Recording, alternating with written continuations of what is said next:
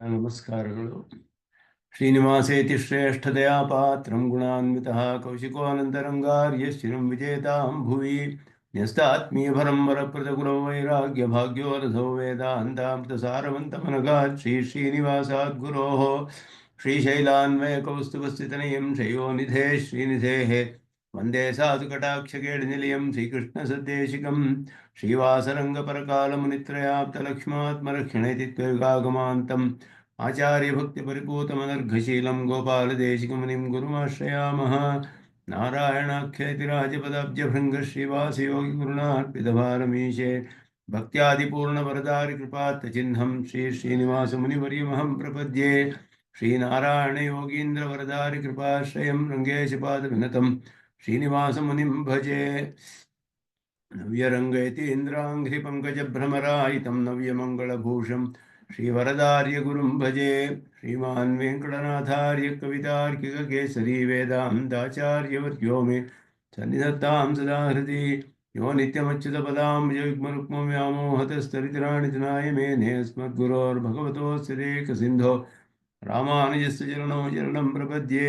विगाहे आमुनं तीर्थं साधु वृन्दावने स्थितं निरस्तजिह्मगस्पर्शेत कृष्णकृतादरः नाथेन मुनिनाथेन भवेयं नाथवानहं यस्य नैगमिकं तत्त्वं हस्तामलगतां गतं यस्य सारस्वतस्रोतो कुलामोदवासितं श्रुतीनां श्रमायालं चठारिं तमुपास्महे। वन्दे वैकुण्ठसेनान्यं देवं सूत्रवती सकं यद्वेत्र शिखरस्मन्दे विश्वमेतद्व्यवस्थितम् साधर्मचरीं शौरेः सम्मन्त्रितजगद्धितामनुग्रहमयीं वन्दे नित्यमज्ञातनिग्रहां कमप्याद्यं गुरुं वन्दे कमलागृहमेधिनं प्रवक्ता छन्दसां वक्ता पञ्चरात्रस्य स्वयं ज्ञानानन्दमयं देवं निर्मलस्फटिकाकृतिम् आधारं सर्वविद्यानां हयग्रीवमुपास्महे। लक्ष्मीनेत्रोत्पलश्रीधरतपरिचयादेशसंवर्धमानः अभिनाळीकरिङ्गण्मधुकरपटली दत्तहस्तावलम्बः अस्माकं सम्पदोघानविरतुलसीदामसञ्जातभूमा काळिन्दी कान्तिहारी कलेतोपुषः काळिमा कैटभारेः। महादेशिकाय नमः। ತತ್ವಮುಕ್ತ ಕಲಾಪದಲ್ಲಿ ಜೀವಸರ, ಅದರಲ್ಲಿ ಜೀವಾತ್ಮನ ಸ್ವರೂಪದ ಬಗ್ಗೆ ಬೇರೆ ಬೇರೆ ಅಭಿಪ್ರಾಯಗಳನ್ನು ಪರೀಕ್ಷೆ ಮಾಡಿ ಜೀವ ಸ್ವರೂಪವನ್ನು ನಿರೂಪಣೆ ಮಾಡುವಂತಹ ಭಾಗ. ಅದರಲ್ಲಿ ಪ್ರಧಾನವಾಗಿ ಜೀವನ ಸ್ವರೂಪ ಜೀವಾತ್ಮನು ವಿಭು ಅಥವಾ ಅಣು ಅನ್ನುವ ವಿಷಯದಲ್ಲಿ ಭಿನ್ನಾಭಿಪ್ರಾಯಗಳು ಕಂಡುಬರುತ್ತೆ. ಅನೇಕರು ವಿಭು ಅಂತ ಒಪ್ಕೊಳ್ತಾರೆ. ಸಾಂಖ್ಯರು ಹೇಳಿದ್ರು ಜೀವಾತ್ಮ ವಿಭು ಅಂತ, ಪೂರ್ವಮೀಮಾಂಸಕರು ಹೇಳಿದ್ರು, ನೈಯಾಯಿಕರು ಹೇಳಿದ್ರು. ಇವರೆಲ್ಲರೂ ಜೀವ ವಿಭುತ್ವವನ್ನು ಸ್ವರೂಪದಲ್ಲಿಯೇ ವಿಭು ಅಂತ ಒಪ್ಕೊಳ್ಳುವಂಥವರು. ಸೂತ್ರಕಾರರು ಉತ್ಕ್ರಾಂತಿ ಗತ್ಯಾಗತೀನ ಮೊದಲಾದ ಸೂತ್ರಗಳಲ್ಲಿ ಅವನಿಗೆ ಉತ್ಕ್ರಾಂತಿ ಹೇಳಿದೆ ದೇಹದಿಂದ, ಮತ್ತೆ ದೇಶಕ್ಕೆ ಸ್ವರ್ಗಾದಿ ಲೋಕಗಳಿಗೆ ಹೋಗೋದು ಬರೋದು, ಮತ್ತೆ ಗತಿ ಆಗತಿ ಇದೆಲ್ಲ ಅವನಿಗೆ ಹೇಳಿದೆ. ಅರ್ಚಿರಾದಿ ಗತಿ ಹೇಳಿದೆ. ಈ ಎಲ್ಲ ಗತಿಗಳು, ಈ ಉತ್ಕ್ರಾಂತಿ ಎಲ್ಲ ಸ್ವರೂಪದಲ್ಲಿಯೇ ಆಗಬೇಕು. ಆದ್ದರಿಂದ ಇದು ಅವನು ಅಣುವಾಗಿದ್ದರೇನೆ ಸಾಧ್ಯ ಅಂತ ಹೇಳಿ ಬಾದರಾಯಣರ ಸೂತ್ರದಲ್ಲಿ, ಬ್ರಹ್ಮಸೂತ್ರದಲ್ಲಿ ಅಣುತ್ವವನ್ನು ನಿಶ್ಚಯ ಮಾಡಿದ್ರು. ಮತ್ತೆ ಅವನಿಗೆ ಅಣು ಅಂತ ಶ್ರುತಿಯು ಸ್ಪಷ್ಟವಾಗಿ ಹೇಳಿದೆ. ಆದರೆ ಕೆಲವು ನ್ಯಾಯಗಳನ್ನು ಉಪಯೋಗಿಸಿ ಕಾರಣಗಳನ್ನೆಲ್ಲ ಹೇಳಿ ನೈಯಾಯಿಕರು ಜೀವಾತ್ಮನಿಗೆ ವಿಭುತ್ವವನ್ನು ಒಪ್ಕೊಳ್ಬೇಕು ಅಂತ ನಿರೂಪಣೆ ಮಾಡ್ತಾರೆ. ಅದು ಹೇಗೆ ಅವರ ಸಿದ್ಧಾಂತದಲ್ಲಿಯೇ ಒಪ್ಪಿಕೊಂಡಿರುವ ಇತರ ವಿಷಯಗಳಿಗೆ ವಿರೋಧ ಅನ್ನೋದನ್ನ ಸ್ವಾಮಿ ದೇಶಿಕಂತೆ ತೋರಿಸ್ತಾರೆ. ತಮ್ಮ ಸ್ವವಚನ ವಿರೋಧ ಅಂತ ತಮ್ಮ ಸಿದ್ಧಾಂತದಲ್ಲಿಯೇ ಒಂದು ಕಡೆ ಒಂದು ಹೇಳಿ ಇನ್ನೊಂದು ಕಡೆ ಇನ್ನೊಂದು ಅದಕ್ಕೆ ವಿರುದ್ಧವಾಗಿ ಹೇಳಿದ್ರೆ ಅಲ್ಲಿಯೇ ವಿರೋಧ ಬರುತ್ತೆ. ಅದನ್ನ ತೋರಿಸ್ತಾರೆ. ಮತ್ತೆ ಆ ರೀತಿ ನೀವು ವಿಭು ಅಂತ ಒಪ್ಕೊಂಡಿರೋದು, ಇಷ್ಟೆಲ್ಲ ಕಷ್ಟಪಟ್ಟು ನ್ಯಾಯಗಳಿಂದ ಸಾಧಿಸೋದೆಲ್ಲ ವ್ಯರ್ಥ ಅನ್ನೋದನ್ನು ತಿಳಿಸ್ತಾರೆ. ನೈಯಾಯಿಕರ ವಾದ ಇಷ್ಟೇನೆ, ಸುಲಭವಾದ ವಾದ ಅವ್ರದ್ದು. ಕಾರ್ಯಕಾರಣಗಳಿಗೆ ಸಮಾನಾಧಿಕರಣ್ಯ ಇರಬೇಕು. ಕಾರಣವು ಎಲ್ಲಿದೆಯೋ ಅಲ್ಲಿಯೇ ಕಾರ್ಯ ಉತ್ಪನ್ನವಾಗಬೇಕು. ಒಂದು ಕಡೆ ಕಾರಣವಿದ್ದು ಇನ್ನೊಂದು ಕಡೆ ಕಾರ್ಯ ಉತ್ಪನ್ನವಾದಕ್ಕೆ ಸಾಧ್ಯವಿಲ್ಲ. ಅದು ಎಲ್ಲರೂ ಒಪ್ಕೊಳ್ತಾರೆ, ನಾವು ಅದನ್ನು ಪೂರ್ಣವಾಗಿ ಒಪ್ಕೊಳ್ತೀವಿ. ಈಗ ಜೀವಾತ್ಮನಿಗೆ ಇಲ್ಲಿ ಯಾಗವನ್ನು ಮಾಡ್ತಾನೆ, ಅವನಿಗೆ ಇದ್ರ ಲೋಕದಲ್ಲಿ ಹೋಗಿ ಫಲವನ್ನು ಅನುಭವಿಸಬೇಕು. ಕಾರಣ ಈ ಲೋಕದಲ್ಲಿದೆ, ಕಾರ್ಯ ಯಾವುದೋ ಸ್ವರ್ಗಲೋಕದಲ್ಲಿ ಉಂಟಾಗಬೇಕು. ಇದು ಸಾಧ್ಯವಿಲ್ಲ, ಕಾರ್ಯಕಾರಣ ಭಾವಕ್ಕೆ ವಿರುದ್ಧ. ಆದ್ದರಿಂದ ಈ ಯಾಗ ಮಾಡಿದಾಗ ಒಂದು ಅದೃಷ್ಟ ಅನ್ನೋದು ಉತ್ಪನ್ನವಾಗುತ್ತೆ. ಈ ಅದೃಷ್ಟ ಆ ಫಲವನ್ನು ಕೊಡುತ್ತೆ ಇವನಿಗೆ. ಈ ಅದೃಷ್ಟ ಅನ್ನೋದು ಹೇಗೆ ಅಂತ ಹೇಳಿದ್ರೆ, ಒಂದು ಪದಾರ್ಥದಲ್ಲಿ ಭಾರ, ತೂಕ ಅನ್ನುವಂತಹ ಒಂದು ಗುಣವಿದೆ. ತೂಕ ಅನ್ನುವುದು ಭಾರ ಏನು ಮಾಡುತ್ತೆ ಅಂದರೆ ಗುರುತ್ವ. ಆ ಪದಾರ್ಥದ ಸಂಯೋಗ ಹೊಂದಿದ ಇನ್ನೊಂದು ಪದಾರ್ಥದಲ್ಲಿ ಕಾರ್ಯವನ್ನು ಉತ್ಪಾದನೆ ಮಾಡುವ ಶಕ್ತಿ ಇದೆ ಅದಕ್ಕೆ. ಒಂದು ಭಾರವಾದ ಪದಾರ್ಥದಿಂದ ಇನ್ನೊಂದು ಪದಾರ್ಥವನ್ನು ತಳ್ಳಿದ್ರೆ ಆ ಪದಾರ್ಥ ಚಲನೆ ಕಂಡು ಬರುತ್ತೆ, ಮೂವ್ ಆಗುತ್ತೆ. ಈ ಚಲನೆ ಕ್ರಿಯೆಯನ್ನು ಉಂಟು ಮಾಡುವ ಶಕ್ತಿ, ಆ ಗುಣ ಆ ಭಾರ ಅನ್ನುವ ಗುರುತ್ವಕ್ಕೆ ಇದೆ. ಆದರೆ ಇದು ಈ ಪದಾರ್ಥಕ್ಕೆ ಸಂಬಂಧ ಹೊಂದಿದ ಇನ್ನೊಂದು ಪದಾರ್ಥದಲ್ಲಿಯೇ ಉಂಟು ಮಾಡುತ್ತೆ. ಒಂದು ಭಾರವಾದ ಕಲ್ಲನ್ನು ನಾವು ಇಲ್ಲಿ ಮೂವ್ ಮಾಡಿದ್ರೆ ಬೇರೆ ಎಲ್ಲೋ ಇನ್ಯಾವುದೋ ಚಲಿಸಕ್ಕಾಗೋದಿಲ್ಲ. ಆದ್ದರಿಂದ ಇದಕ್ಕೆ ಸಂಯೋಗ ಇರಬೇಕು ಎರಡಕ್ಕೂ. ಹಾಗಿದ್ದರೇನೆ ಅದು ಚಲನೆಯನ್ನು ಉಂಟು ಮಾಡುತ್ತೆ. ಅದೃಷ್ಟವೂ ಹಾಗೆಯೇ, ಎಲ್ಲಿ ಉತ್ಪನ್ನವಾಗುತ್ತೋ ಅದಕ್ಕೆ ಸಂಯೋಗ ಹೊಂದಿದ ಇನ್ನೊಂದು ವಿಷಯದಲ್ಲಿ ಕ್ರಿಯಾಕಾರಿಯಾಗುತ್ತೆ. ಆದ್ದರಿಂದ ಜೀವಾತ್ಮನಲ್ಲಿ ಉತ್ಪನ್ನವಾದರೆ ಅವನಿಗೆ ಸಂಬಂಧಿಸಿದಂತೆ ಫಲವನ್ನು ಕೊಡಬೇಕದು ಹೊರತು ಇನ್ನೊಂದು ಕಡೆಯಲ್ಲಿ, ಸಂಬಂಧವಿಲ್ಲದೆ ಕಡೆಯಲ್ಲಿ ಕೊಡೋಕ್ಕಾಗೋದಿಲ್ಲ. ಜೀವಾತ್ಮ ಅಣುವಾದರೆ ಕಾರಣ ಈ ಲೋಕದಲ್ಲಿದ್ದು ಕಾರ್ಯ ಸ್ವರ್ಗಲೋಕದಲ್ಲಿರಬೇಕಾದರೆ ಹೇಗೆ ಸಾಧ್ಯ? ಸಂಬಂಧವಿರೋದಿಲ್ಲ. ಆದ್ದರಿಂದ ಜೀವಾತ್ಮ ವಿಭುವಾಗಿರಬೇಕು, ಅಲ್ಲಿಯೂ ಇರಬೇಕು ಇಲ್ಲಿಯೂ ಇರಬೇಕು. ಈ ಕಾಲದಲ್ಲಿ ಎಲ್ಲ ಕಡೆಯೂ ಇದ್ರೇನೆ ಎಲ್ಲೇ ಅವನು ಯಾವ ಕಾರ್ಯ ಮಾಡಿದ್ರೂ ಬೇರೆ ಕಡೆ ಎಲ್ಲಿ ಬೇಕಾದರೂ ಫಲ ಬರ್ಬೋದು ಅವನಿಗೆ. ಯಾಕೆಂದರೆ ಎಲ್ಲೆಲ್ಲಿಯೂ ಅವನಿದ್ದಾನೆ, ಅದೃಷ್ಟ ಅವನಲ್ಲಿಯೇ ಆಶ್ರಿತವಾಗಿದೆ. ಆ ಅದೃಷ್ಟ ಅಲ್ಲಿ ಕ್ರಿಯೆಯನ್ನು ಉಂಟು ಮಾಡೋಕ್ಕೆ ಸಾಧ್ಯ. ಸುಖ ದುಃಖಾದಿ ಅನುಭವಗಳು ಉಂಟು ಮಾಡುತ್ತೆ, ಅದು ಅದರ ಕಾರ್ಯ ಅದೇ. ಆದ್ದರಿಂದ ಅವನು ವಿಭು ಅಂತ ಒಪ್ಕೊಳ್ಬೇಕು. ಇದು ಅವರ ವಾದ. ಈ ವಾದದಲ್ಲಿ ಯಾವ್ಯಾವ ರೀತಿಯಾದ ಅವರ ವಚನಗಳಿಗೆ ವಿರೋಧ ಬರುತ್ತೆ ಅನ್ನೋದನ್ನು ಇಲ್ಲಿ ಶಾಸ್ತ್ರೀಯವಾದ ರೀತಿಯಲ್ಲಿ ಹೇಳ್ತಾರೆ ಸ್ವಾಮಿ ದೇಶಿಕನಲ್ಲಿ. ಹೇಗೆ ವಿರೋಧ ಬರುತ್ತೆ ಅದನ್ನೇ ಹಿಂದಿನ ಶ್ಲೋಕದಲ್ಲೂ ಹೇಳಿದ್ರು, ಇಲ್ಲಿಯೂ ಅದನ್ನೇ ಇನ್ನೊಂದು ರೀತಿಯಲ್ಲಿ ನೀವು ಹಾಗೆ ಒಪ್ಪಿಕೊಂಡ್ರೂ ಕೂಡ ಕಷ್ಟಪಟ್ಟು ಏನು ಪ್ರಯೋಜನವಿಲ್ಲ ಅದರಿಂದ ಅಂತ ತಿಳಿಸ್ತಾರೆ. ಅದರಿಂದ ಯಾಕೆಂದರೆ ಅವರ ಸಿದ್ಧಾಂತದ ಪ್ರಕಾರ ಇದು ಸಾಧ್ಯವಾಗೋದಿಲ್ಲ, ಯಾವ ಪ್ರಯೋಜನಕ್ಕೂ ಬರೋದಿಲ್ಲ ಇತಿ ವಿಭುತ್ವವನ್ನು ಒಪ್ಪಿಕೊಂಡು ಅನ್ನೋದನ್ನು ಇಲ್ಲಿ ನಿರೂಪಣೆ ಮಾಡ್ತಾರೆ. ಇಷ್ಟಂ ಪ್ರಾದೇಶಿಕತ್ವಂ ವಿಭುಷು ಜನಿಮತಾಂ ಬುದ್ಧಿಶಬ್ದಾದಿಕಾನಾಂ ತೇನ ಅದೃಷ್ಟಂಚ ತಾದೃಂಗ್ ನ ಯದಿ ತವ ಸುಖಾದಿ ಆಶ್ರಯ ವ್ಯಾಪಕಂ ಸ್ಯಾತ್ ತಸ್ಮಾತ್ ತತ್ಸ್ವಪ್ರದೇಶಾನ್ವಯವತಿ ಜನಯೇತ್ ಸ್ವಂ ಫಲಂ ಯತ್ನನೀತ್ಯ ಭ್ರಾತೃವ್ಯಾದೌ ಚ ಪೀಡಾಂ ನ ಘಟಯಿತುಮಲಂ ಕಿಂ ವಿಭುತ್ವೇನ ಭೋಕ್ತುಃ. ವಿಭುತ್ವವನ್ನು ಒಪ್ಪಿಕೊಂಡು ಏನು ಪ್ರಯೋಜನ? ಭೋಕ್ತಾ ಅದ ಜೀವಾತ್ಮ, ಭೋಕ್ತುಃ ವಿಭುತ್ವೇನ ಕಿಂ. ಕಷ್ಟಪಟ್ಟು ನಿಮ್ಮ ಸಿದ್ಧಾಂತಕ್ಕೆ ವಿರುದ್ಧವಾಗಿಯೇ ವಿಭುತ್ವವನ್ನು ಒಪ್ಕೊಳ್ತೀರಲ್ಲ, ಇದರಿಂದ ಏನು ಪ್ರಯೋಜನ, ಏನು ಸಾಧಿಸಿದ್ರಿ ನೀವು ಅಂತ ಕೇಳ್ತಾರೆ. ಯಾಕೆ ಅಂದರೆ ಇದು ಯಾವ ಪ್ರಯೋಜನಕ್ಕೂ ಬರೋದಿಲ್ಲ ಅಂತ ಹೇಳಿಬಿಟ್ಟು, ಈ ಅದೃಷ್ಟ ಅನ್ನೋದು ಏನು ಉತ್ಪನ್ನವಾಗುತ್ತೋ ಅದರಿಂದ ಏನು ಪ್ರಯೋಜನ ಬರೋದಿಲ್ಲ ನಿಮಗೆ. ಯಾಕೆ ಅಂದರೆ ಹೇಳ್ತಾರೆ ಅಲ್ಲಿ, ಏನು ನೀವು ವಿಭು ಆದರೂ ನಮ್ಮ ಮಾರ್ಗ ಆಶ್ರಯಿಸಬೇಕು ಅನ್ನೋದು ಇಲ್ಲಿ ಹಿಂದಿನ ಶ್ಲೋಕದಲ್ಲಿ ಹೇಳಿದ್ರು. ಈಗ ಇದರಲ್ಲಿ ವಿಭು ಅಂತ ಒಪ್ಪಿದ್ರೂ ಏನು ಪ್ರಯೋಜನವಿಲ್ಲ, ಅದೃಷ್ಟಕ್ಕೂ ಕಾರ್ಯಕಾರಣ ಭಾವ ನಿರೂಪಿಸೋಕ್ಕೆ ಸಾಧ್ಯವಿಲ್ಲ. ದೇಶಾಂತರದಲ್ಲಿ ನಡೆಯುವ ಕಾರ್ಯಗಳಿಗೆ ಇವನ ಅದೃಷ್ಟಕ್ಕೂ ಕಾರ್ಯಕಾರಣ ಭಾವವನ್ನು ನೀವು ನಿರೂಪಣೆ ಮಾಡೋಕ್ಕೆ ಆಗೋದಿಲ್ಲ ಅಂತ ಇಲ್ಲಿ ಹೇಳ್ತಾರೆ. ಯಾಕೆ ಅಂದರೆ ಅವರು ಒಂದು ವಿಷಯನ ಒಪ್ಕೊಂಡಿದ್ರು. ಅವರು ಪದಾರ್ಥಗಳ ನಿರೂಪಣೆ ಮಾಡುವಾಗ ನ್ಯಾಯಶಾಸ್ತ್ರದಲ್ಲಿ ಸಾಧರ್ಮ್ಯ ವೈಧರ್ಮ್ಯಗಳನ್ನು ಹೇಳಿ ಅದರ ಮೂಲಕ ನಿರೂಪಣೆ ಮಾಡ್ತಾರೆ. ಪದಾರ್ಥ ನಿರೂಪಣೆ ಮಾಡುವಾಗ ಸಾಧರ್ಮ್ಯ ವೈಧರ್ಮ್ಯ ಅನ್ನೋದನ್ನು ಉಪಯೋಗಿಸ್ತಾರೆ. ಸಾಧರ್ಮ್ಯ ಅಂದರೆ ಸಮಾನ ಧರ್ಮತ್ವ, ವೈಧರ್ಮ್ಯ ಅಂದರೆ ವಿರುದ್ಧವಾದ ಧರ್ಮತ್ವ. ಅದನ್ನು ಅಥವಾ ಅದರಲ್ಲಿರುವ ವಿಶೇಷವಾದ ಧರ್ಮಗಳು. ಎರಡು ಪದಾರ್ಥಗಳ ಸಮಾನ ಧರ್ಮಗಳೇನು, ಬೇರೆ ಬೇರೆಯಾದ ಧರ್ಮಗಳೇನು, ಇದನ್ನು ತಿಳಿದ್ರೆ ಒಂದು ಆ ಪದಾರ್ಥಗಳ ಸ್ವರೂಪ ನಮಗೆ ಚೆನ್ನಾಗಿ ತಿಳಿದು ಬರುತ್ತೆ. ಈಗ ಜೀವಾತ್ಮನಿಗೂ ಬದ್ಧನಿಗೂ ಮುಕ್ತನಿಗೂ ಏನಾದ್ರು ಸಾಧರ್ಮ್ಯ ಇದೆಯೇ? ಬದ್ಧನಿಗೂ ಈಶ್ವರನಿಗೂ ಸಾಧರ್ಮ್ಯ ಇದೆಯೇ? ವೈಧರ್ಮ್ಯ ಏನು, ಸಾಧರ್ಮ್ಯ ಏನು? ಇದೆಲ್ಲ ತಿಳಿದ್ರೆ ನಮಗೆ ಅದರಲ್ಲಿರುವ ವ್ಯತ್ಯಾಸಗಳು ಸ್ಪಷ್ಟವಾಗಿ ತಿಳ್ಕೊಳ್ಳೋಕ್ಕೆ ಸಾಧ್ಯ.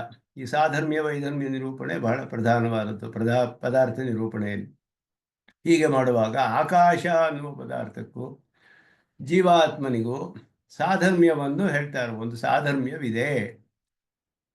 ಸಾಧರ್ಮ್ಯವಿದೆ. ಏನು ಅಂದರೆ ಆ ಗುಣವ ಯಾವುದು ಇದೆಯೋ, ಆಕಾಶದಲ್ಲಿ ಶಬ್ದ ಅನ್ನುವ ಗುಣವಿದೆ. ಶಬ್ದ ಗುಣಕಃ ಆಕಾಶ. ಇವನಿಗೆ ಆತ್ಮಗುಣಗಳಿದೆ. ಸುಖ ದುಃಖಾದಿಗಳು ಆತ್ಮಗುಣಗಳು, ಧರ್ಮ ಅಧರ್ಮ ಅಂತ ಹೇಳೋದು, ಅದರಿಂದ ಉಂಟಾಗುವಂತಹದ್ದು. ಇದು ಅವನ ಆತ್ಮಗುಣಗಳು. ಈ ಆತ್ಮಗುಣಗಳು ಒಂದು ಕಡೆ ಉಂಟಾಗಬೇಕು ಅಂತ ಒಪ್ಕೊಳ್ತಾರೆ. ಆಕಾಶಕ್ಕೂ ಕೂಡ ಶಬ್ದ ಅನ್ನೋ ಗುಣ ಒಂದೇ ಪ್ರದೇಶದಲ್ಲಿ ಹುಟ್ಟುತ್ತೆ. ಜೀವಾತ್ಮನಿಗೂ ಅವನ ಆತ್ಮಗುಣ ಒಂದೇ ಪ್ರದೇಶದಲ್ಲಿ ಹುಟ್ಟುತ್ತೆ. ಇದು ಅವರಿಬ್ಬರಿಗೂ ಇರುವ ಸಮಾನ ಧರ್ಮತ್ವ. ಆಕಾಶವು ವಿಭು, ಜೀವಾತ್ಮನು ವಿಭು. ಆಕಾಶ ಅಚೇತನ, ಇವನು ಆತ್ಮ, ಅದು ಬೇರೆ ವಿಷಯ. ಅದು ವೈಧರ್ಮ್ಯದಲ್ಲಿ ಬರುತ್ತೆ. ಸಾಧರ್ಮ್ಯದಲ್ಲಿ ಅವರ ಗುಣಗಳು ಒಂದೇ ಕಡೆ ಹುಟ್ಟುತ್ತೆ. ಇದು ಅವರಿಬ್ಬರಿಗೂ ಇರುವ ಸಮಾನ ಧರ್ಮ, ಆಕಾಶಕ್ಕೂ ಜೀವಾತ್ಮನಿಗೂ ಅಂತ ಹೇಳಿದ್ರು. ಹೇಗೆ ಆಕಾಶದಲ್ಲಿ ಶಬ್ದ ಎಲ್ಲೋ ಒಂದು ಕಡೆ ಹುಟ್ಟುತ್ತೋ, ಹಾಗೆ ಆತ್ಮ ವಿಭುವಾದರೂ ಕೂಡ ಅವನಲ್ಲಿ ಹುಟ್ಟ ಜ್ಞಾನ ಮೊದಲಾದಗಳು ಶರೀರ ಅವಚ್ಛೇದಕತ್ವವಾಗಿಯೇ ಹುಟ್ಟಬೇಕು. ಎಲ್ಲಿ ಅವನಿಗೆ ಶರೀರವಿದೆಯೋ, ಅವನ ಸ್ವರೂಪ ವಿಭುವಾಗಿ ಎಲ್ಲ ಕಡೆ ಇದ್ರೂ ಶರೀರ ಒಂದೇ ಒಂದು ಕಡೆ ಇರುತ್ತೆ. ಆ ಶರೀರ ಇರೋ ಕಡೆ ಮಾತ್ರವೇ ಹುಟ್ಟುತ್ತೆ ಅಂತ ಹೇಳಿದ್ರು. ಒಂದು ಕಡೆ ಮಾತ್ರ ಹುಟ್ಟುತ್ತೆ ಅದು. ಆಕಾಶದಲ್ಲಿಯೂ ಹಾಗೆಯೇ ಶಬ್ದ ಅನ್ನೋದು ಒಂದು ಕಡೆ ಹುಟ್ಟಬೇಕು. ಒಂದು ಬೇರಿಯಲ್ಲಿ ಅದನ್ನು ಹೊಡೆದ್ರೆ ಶಬ್ದ ಬೇರಿಯಲ್ಲಿಯೇ ಹುಟ್ಟುತ್ತೆ ಹೊರತು ಆಕಾಶ ವಿಭು, ಎಲ್ಲ ಕಡೆಯೂ ಇದೆ ಆಕಾಶ. ಆ ಶಬ್ದ ಅನ್ನೋದು ಬರೋದು ಆಕಾಶದಿಂದಲೇ, ಆಕಾಶದ ಗುಣ ಅಲ್ಲಿ. ಆದರೆ ಅದು ಎಲ್ಲ ಕಡೆನೂ ಹುಟ್ಟೋದಿಲ್ಲ. ಆ ಬೇರಿ ಎಲ್ಲಿದೆಯೋ ಅಲ್ಲಿ ಮಾತ್ರವೇ ಹುಟ್ಟುತ್ತೆ ಆ ಶಬ್ದ. ಅದೇ ರೀತಿ ಜೀವಾತ್ಮನಿಗೂ ಎಲ್ಲಿ ಶರೀರ ಇದೆಯೋ ಅಲ್ಲಿ ಸುಖ ದುಃಖ ಉಂಟಾಗುತ್ತೆ. ಶರೀರ ಅವಚ್ಛೇದಕತ್ವ ಅಂತ ಅದಕ್ಕೆ ಹೇಳೋದು. ಶರೀರದಿಂದ ಬೌಂಡ್ ಬೈ ದ ಬಾಡಿ ಅಂತ. ಅದರಿಂದ ಅವಚ್ಛೇದಕ ಅಂತ ಹೇಳಿದ್ರೆ ಮುಚ್ಚಿರುವಂತಹದ್ದು ಅಂತ ವಿಶೇಷಣ.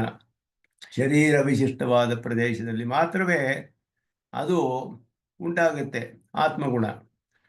ಹೇಗೆ ಶಬ್ದ ಒಂದೇ ಕಡೆಯಲ್ಲಿ ಯಾವ್ಯಾವುದು ಪದಾರ್ಥದಲ್ಲಿ ಹುಟ್ಟುತ್ತೋ ಆ ಪದಾರ್ಥದಲ್ಲಿ ಅವಚ್ಛೇದಕವನ್ನಾಗಿ ಹೊಂದಿ ಅಲ್ಲಿ ಹುಟ್ಟುತ್ತೋ, ಅದೇ ರೀತಿ ಜೀವಾತ್ಮನ ಗುಣಗಳು ಇದೆರಡು ಆಕಾಶಕ್ಕೂ ವಿಭವ ಇರುವ ಸಮಾನ ಧರ್ಮತ್ವ, ಸಾಧರ್ಮ್ಯ ಅಂತ ನಿರೂಪಣೆ ಮಾಡ್ತಾರೆ ಅವರು.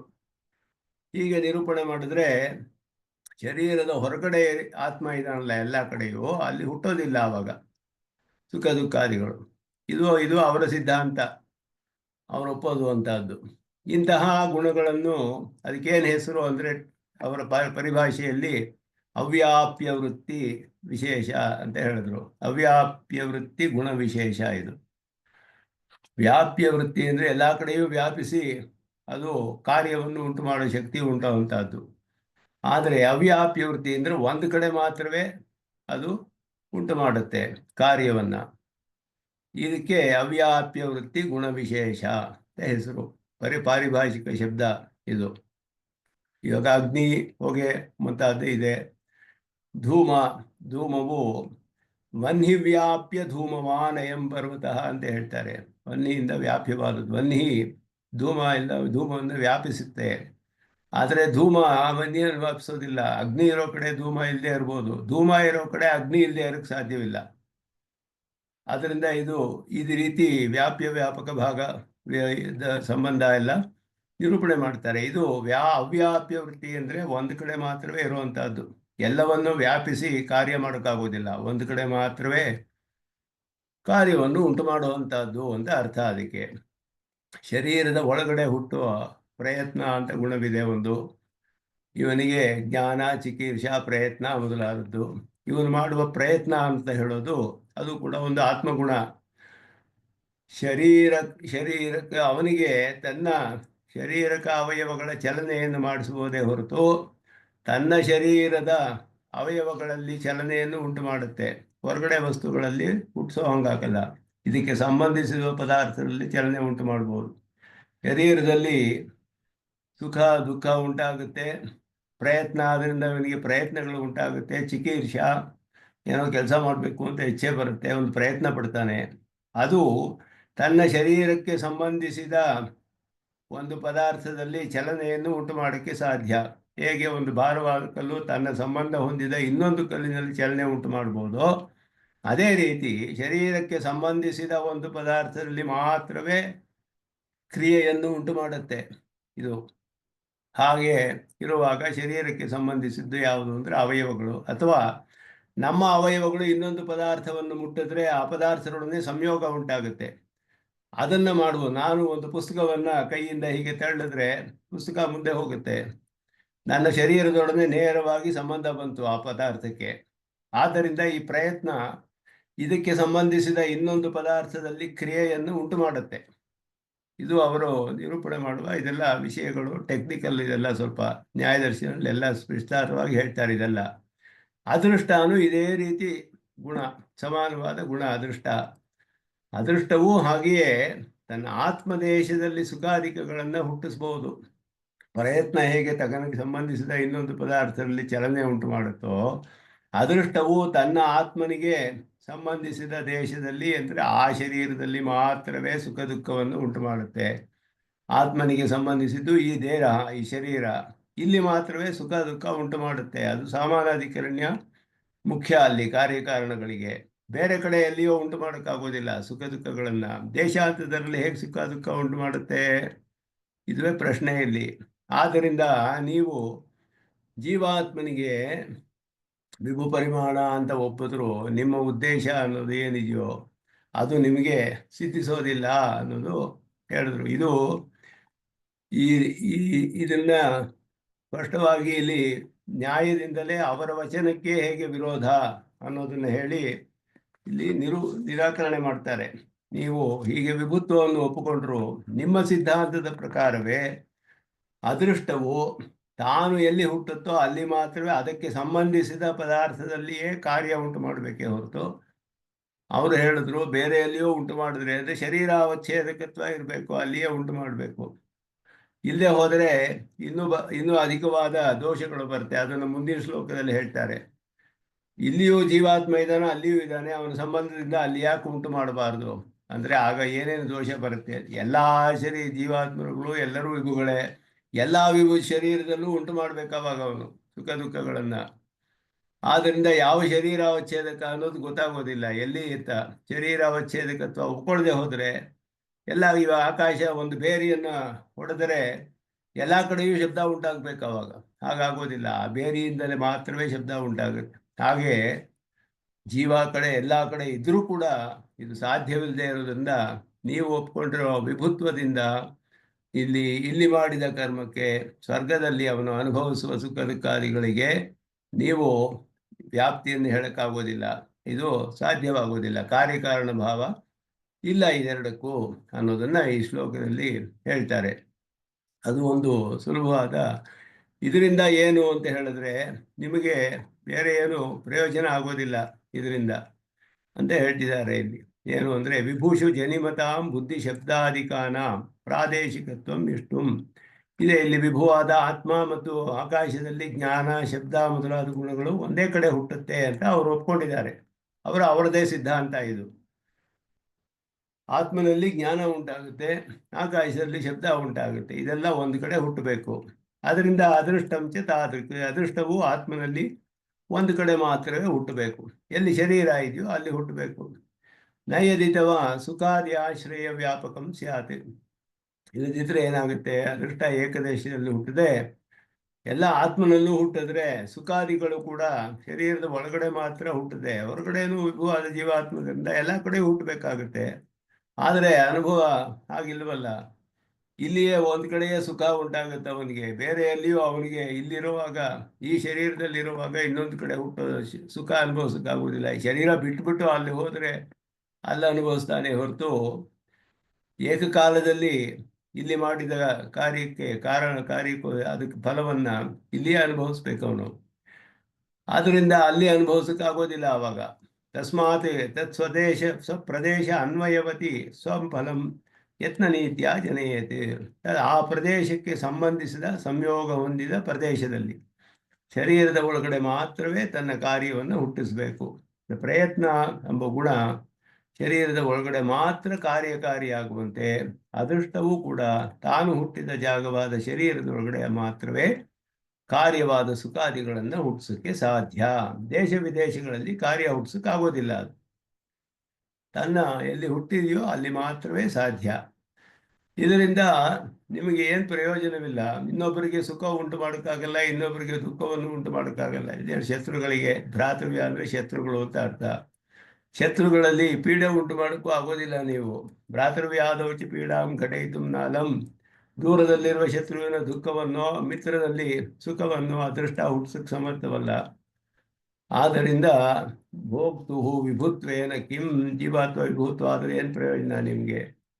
ಯಾವುದು ಪ್ರಯೋಜನವಿಲ್ಲ. ಈ ರೀತಿ ಕಷ್ಟಪಟ್ಟು ನಿಮ್ಮ ಸಿದ್ಧಾಂತಕ್ಕೆ ವಿರುದ್ಧವಾದ ಈ ನಿರೂಪಣೆಯಿಂದ ನೀವು ಏನು ಸಾಧಿಸೋಕ್ಕಾಗೋದಿಲ್ಲ ಅಂತ ಇಲ್ಲಿ ಈ ಶ್ಲೋಕದಲ್ಲಿ ಹೇಳ್ತಾರೆ. ಇದು ಸುಲಭವಾದ ವಾದ, ಇದೇನು ಕಷ್ಟವಿಲ್ಲ ಅಷ್ಟು. ಆದರೆ ಸಂಸ್ಕೃತ ಇದರಲ್ಲಿ ಸ್ವಲ್ಪ ವಿಸ್ತಾರವಾಗಿ ನಿರೂಪಣೆ ಮಾಡ್ತಾರೆ ಇದನ್ನು. ತಂ ಪ್ರಾದೇಶಿಕತ್ವಂ ವಿಭುಷಿ ಜನಿಮತಾಂ ಅಂತ ಹೇಳಿಬಿಟ್ಟು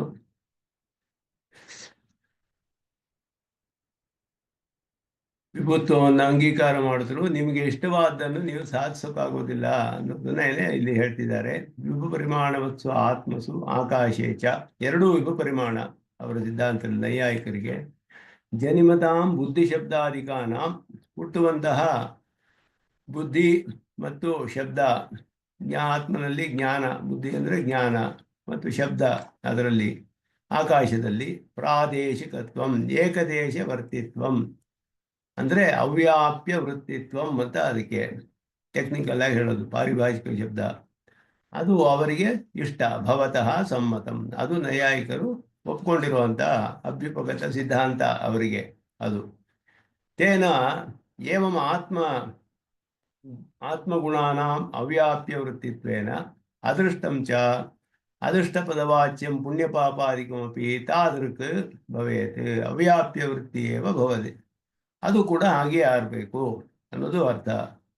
ಹೀಗಾಗದೆ ಹೋದರೆ ತವ ತ್ವನ್ಮತೆ ಸುಖಾದಿ ಸುಖ ದುಃಖಾದಿಕಮಪಿ ಆಶ್ರಯ ವ್ಯಾಪಕಂ ಸ್ಯಾತ್. ಆಶ್ರಯೇ ಆತ್ಮನಿ ಸರ್ವತ್ರ ವ್ಯಾಪಕಂ ಸ್ಯಾತ್. ಆಶ್ರಯೇ ವ್ಯಾಪಕಂ ಸ್ಯಾತ್ ಅಂದರೆ ಆಶ್ರಯದಲ್ಲಿ ಎಲ್ಲ ಕಡೆಯೂ ಇರಬೇಕು. ಆದರೆ ಅವ್ರು ಹೇಳೋದು ಶರೀರ ಅವಚ್ಛೇದಕತ್ವೇನ ಅದು ಅಷ್ಟೇ ಇರೋದು ಅಂತ ಹೇಳ್ತಾರೆ. ಶರೀರ ಬಹಿರ್ದೇಶ ಅವಚ್ಛೇದೇನಾಪಿ ಸುಖಾಧಿಕಂ ಅನುಭೂಯೇತ. ಶರೀರದ ಹೊರಗಡೆಯೂ ಸುಖ ಅನುಭವಿಸೋ ಆಗಬೇಕು. ಈ ಶರೀರದಲ್ಲಿ ಇರೋವಾಗಲೇ ಆತ್ಮನು ಹೊರಗಡೆ ಸುಖವನ್ನು ಅನುಭವಿಸೋ ಆಗಬೇಕು. ಆದರೆ ಅದು ಸಾಧ್ಯವಿಲ್ಲ. ತಸ್ಮಾತ್ ಏವಂ ಆತ್ಮಗುಣಾನಾಂ ಪ್ರಾದೇಶಿಕತ್ವಾತ್ ಅದೃಷ್ಟಂ ಯತ್ನ ನೀತ್ಯ ಅಂದರೆ ಪ್ರಯತ್ನವು ಹೇಗೋ ಅದೇ ರೀತಿಯಲ್ಲಿ ಪ್ರಯತ್ನ ನ್ಯಾಯೇನ ಸ್ವಪ್ರದೇಶ ಅನ್ವಯವತಿ, ತನ್ನ ಪ್ರದೇಶಕ್ಕೆ ಅನ್ವಯಿಸಿರುವ ಅದರೊಡನೆ ಸಂಬಂಧ ಹೊಂದಿರುವ ಪ್ರದೇಶ ಅಂತ ಅರ್ಥ. ಸ್ವಸ್ಯ ಅದೃಷ್ಟಸ್ಯ ಯಃ ಪ್ರದೇಶಃ ಜೀವಸ್ಯ ಅವಚ್ಛೇದಕಃ ಶರೀರದೇಶಃ ತದನ್ವಯವತಿ ತತ್ಸಂಬಂಧವತ್ವೇನ ಸಂಬಂಧವತಿ ಏವ ವಸ್ತುನಿ ಸ್ವಂ ಫಲಂ ಸ್ವಂ ಸಹ್ಯಂ ಕಾರ್ಯಂ ಜನಯತಿ ಉತ್ಪಾದಯೇತ್. ಆ ಶರೀರ ಸಂಬಂಧ ಎಲ್ಲಿದೆಯೋ ಅಲ್ಲಿ ಮಾತ್ರವೇ ಉಂಟಾಗುತ್ತೆ. ನತು ಶರೀರ ಸಂಬಂಧ ರಹಿತೆ ಜನಯೇತಿ, ಶರೀರಕ್ಕೆ ಸಂಬಂಧಿಸಿದ ಪದಾರ್ಥ, ಸಂಬಂಧಿಸದೇ ಇರುವ ಪದಾರ್ಥದಲ್ಲಿ ಕಡೆಯಲ್ಲಿ ಉಂಟು ಮಾಡೋಕ್ಕಾಗೋದಿಲ್ಲ. ಆದ್ದರಿಂದ ಸುಖ ದುಃಖಾದಿಗಳು ಯದ್ಯಪಿ ಆತ್ಮನಿ ವಿಭವು ಜಾಯಮಾನವಪಿ ಶರೀರ ಅವಚ್ಛೇದೇನೈವ ಅನುಭೂಯತೆ. ಶರೀರ ಎಲ್ಲಿದೆಯೋ ಆ ಜಾಗದಲ್ಲಿ ಮಾತ್ರವೇ ಅನುಭವಿಸ್ತಾನೆ ಇವನು. ಪ್ರಯತ್ನವು ಹೊರಗಡೆಯೂ ಮಾಡಬಹುದು, ಆದರೆ ತನ್ನ ಸಂಬಂಧ ಇರುವ ಕಡೆ ಪ್ರಯತ್ನಸ್ತು ಶರೀರ ಬಹಿರ್ದೇಶ ಅವಚ್ಛೇದೇನ ಶತ್ರು ಪ್ರವೃತ್ತಿ ತಾಡನಾದಿನ ದುಃಖಂ ಜನಯತಿ. ಪಕ್ಕದಲ್ಲಿರೋವನಿಗೆ ಇವನು ಹೊಡೆದ್ರೆ ಅಲ್ಲಿ ಅವನಿಗೆ ದುಃಖ ಉಂಟಾಗುತ್ತೆ. ಆದರೆ ಇವನ ಕೈಯಲ್ಲಿ ಅವನ ಸಂಬಂಧ ಬರಬೇಕು ನೇರವಾಗಿ. ಪರಂತು ಸೋಪಿ ಪ್ರಯತ್ನ, ಆದರೂ ಅದು ಸ್ವಾಶ್ರಯಸ್ಯ ಆತ್ಮ ಅವಚ್ಛೇದಿಕೀಭೂತಸ್ಯ ಶರೀರಸ್ಯ ಸಂಯೋಗಾದೇವ ಅನ್ಯಸ್ಮಿನ್ ಶತ್ರು ಶರೀರಾದವು. ತಾನು ಹುಟ್ಟಿರುವ ಆತ್ಮನಿಗೆ ಅವನು ಎಲ್ಲಿದ್ದಾನೋ ಆ ಶರೀರಕ್ಕೆ ಸಂಬಂಧಿಸಿದ ಇನ್ನೊಂದು ಶರೀರದಲ್ಲಿ ಕಾರ್ಯವನ್ನು ಉಂಟು ಮಾಡುತ್ತೆ ಅಷ್ಟೇ ಹೊರತು ಬಹಿರ್ಗತ್ವ ಶತ್ರು ಶರೀರೇ ಸ್ವಕಾರ್ಯಂ ನ ಜನಯತಿ. ಹೊರಗಡೆ ಹೋಗಿ ಮಾಡೋಕ್ಕಾಗೋದಿಲ್ಲ ದೂರ ಪ್ರದೇಶದಲ್ಲಿ. ಇದಕ್ಕೆ ನೇರವಾಗಿ ಸಂಬಂಧಿಸಿರಬೇಕು. ಅದೃಷ್ಟವು ಹಾಗೆಯೇ ಅದೃಷ್ಟಮಪಿ ಸ್ವಕಾರ್ಯಂ ಜನಯೇತಿ ನತು ಶರೀರದೇಶಂ ಪರಿತ್ಯಜ್ಯ ಬಹಿರ್ಗಚ್ಚೇತ್ ಅದೃಷ್ಟಸ್ಯ ಗುಣತ್ವೇನ ಗಮನಕ್ರಿಯೆ ಅನುಪಪತ್ತೇಹೇ. ಅದೃಷ್ಟ ಅನ್ನೋದು ಗುಣ, ಹೊರಗಡೆ ಹೋಗೋಕ್ಕಾಗೋದಿಲ್ಲ ಅದೃಷ್ಟ ಅಂತ ಹೇಳೋದು. ಆದ್ದರಿಂದ ಆತ್ಮನಲ್ಲಿ ಎಲ್ಲಿ ಹುಟ್ಟುತ್ತೋ ಅಲ್ಲಿಯೇ ಕಾರ್ಯ ಉಂಟು ಮಾಡುತ್ತೆ ಹೊರತು ಅದಕ್ಕೆ ನೇರವಾಗಿ ಸಂಬಂಧಿಸಿದ ಪ್ರದೇಶದಲ್ಲಿ ಮಾತ್ರವೇ ಕಾರ್ಯವನ್ನು ಉಂಟು ಮಾಡುತ್ತೆ. ಏವಂಚ ಅದೃಷ್ಟಂ ಯತ್ನನೀತ್ಯ ಭ್ರಾತೃವ್ಯಾಧೋ ಶತ್ರು ಪ್ರವೃತ್ತಿಷು ಪೀಡಾಂ ಘಟಯಿತು ನಾ ಅಲಂ. ದುಃಖವನ್ನು ಉಂಟು ಮಾಡೋಕ್ಕಾಗೋದಿಲ್ಲ.